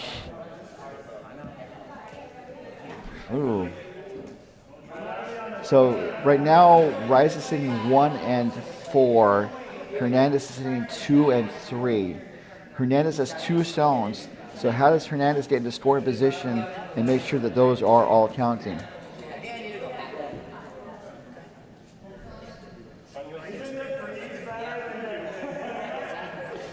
I was thinking they could try to split that red where Hernandez has the broom. And then kind of so tap the red out a little bit and then have the shooter roll on top of the yellow counting stone. That's dangerous though. I'm curious about what they do here. I think they're setting up to take out the yellow, which I may have been overthinking things. I do that a lot. Draw on top of the yellow. Tap that yellow back to the out of play, or back to the very edge of the 12-foot, kind of indicating hatch weights. Crucial shot for David Hernandez to stay alive, needing 3 to tie. And his shots away. They said the weight looked good, I guess, out of hand, but the line is crucial here. And this is going to curl onto the guard, it looks like. It ticks the guard and rolls to the side, which is not a bad outcome. Perhaps not what they wanted. But I think Rice could draw down on top of the red in the back, and that way that red in the back cannot be brought into scoring position, and that red on the top 12 foot is too far out, and so that way the most Hernandez could get, barring a miracle, would be 2. That's kind of my thoughts. They're looking at something different, I think. I think they're looking at just maybe putting another stone on top of the yellow, which would make sense, or blocking the draw pass. So protecting the yellow shot stone would make sense.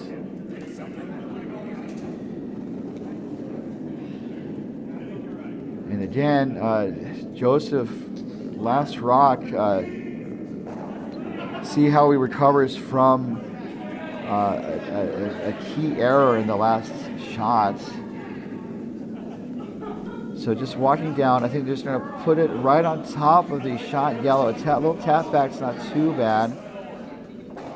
So it's going to tap the yellow back. Oh my goodness. So I think Hernandez could go for a double takeout, and it could be for 4. I don't know if the angles are there. But basically, I think the double takeout is the shot.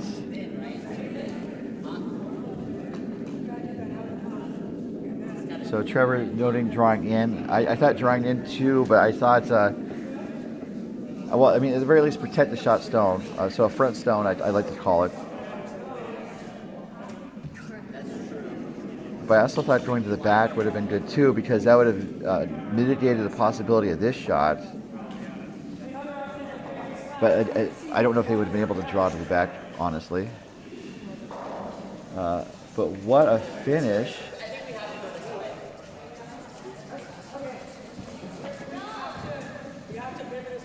So what would you guys do in this case, friends of the chat? And again, thank you everyone in the chat for being on your best behavior. I've always said that curling chat is the best chat, and you guys prove it to be the case every time. And you guys definitely do add to the fun and the spirit of the game. Also, it looks like we do have a final on our third place game really quickly. 6-3 the final. Team Duncan over Orange Coyote. And so people were kind of telling me that Team Duncan was kind of a bit of a last-minute team that came together, but they were able to secure third place. And congratulations to them. So they're looking to line up this very thin double. That's way thin. So they need to hit the... okay, let's go to the overhead shot for now. They need to hit the stone on the outer forefoot first and then roll back to the stone on the back button. And so they'll need to do the intern clockwise rotation to execute this shot. And sounds like we are underway. This is the last shot. Looking for a bit of a miracle for David Hernandez and his rink. It needs to curl. Is it on the guard? It chips the guard. Has a little bit of pinball action and pushes the yellow to second position. So that's handshakes and hugs as Team Rice scores 2 to make the final 8-3. And that was a heck of a game. And so make the final 8-3. What a game. And so Team Rice will be going to the 5 and under national championships, and they are also going to receive the illustrious MoPac championship banner for their team and Coyotes curling. So what a great game. Going to sign off in just a moment, but again, extending our thanks to you, the fans, and also our sponsors. I won't say which is more important. You guys are the fans.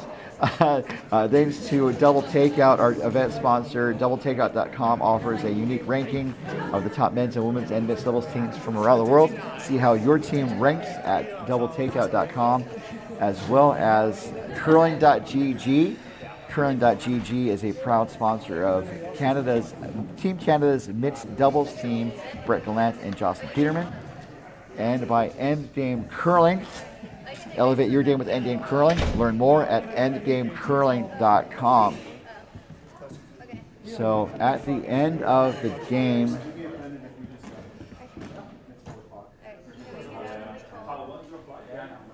looks like they're chatting a little bit, but at the end of the game, it was a great game.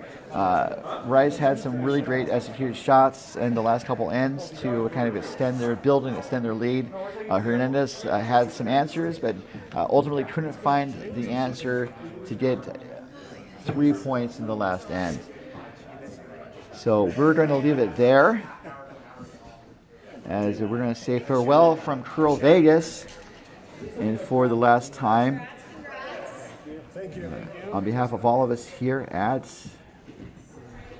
MoPac and CurlVegas, and with thanks to our sponsors, this has been your host Ryan Olson saying good day and good curling. We'll see you at the next event down the road. Award ceremony, guys. Bye for now.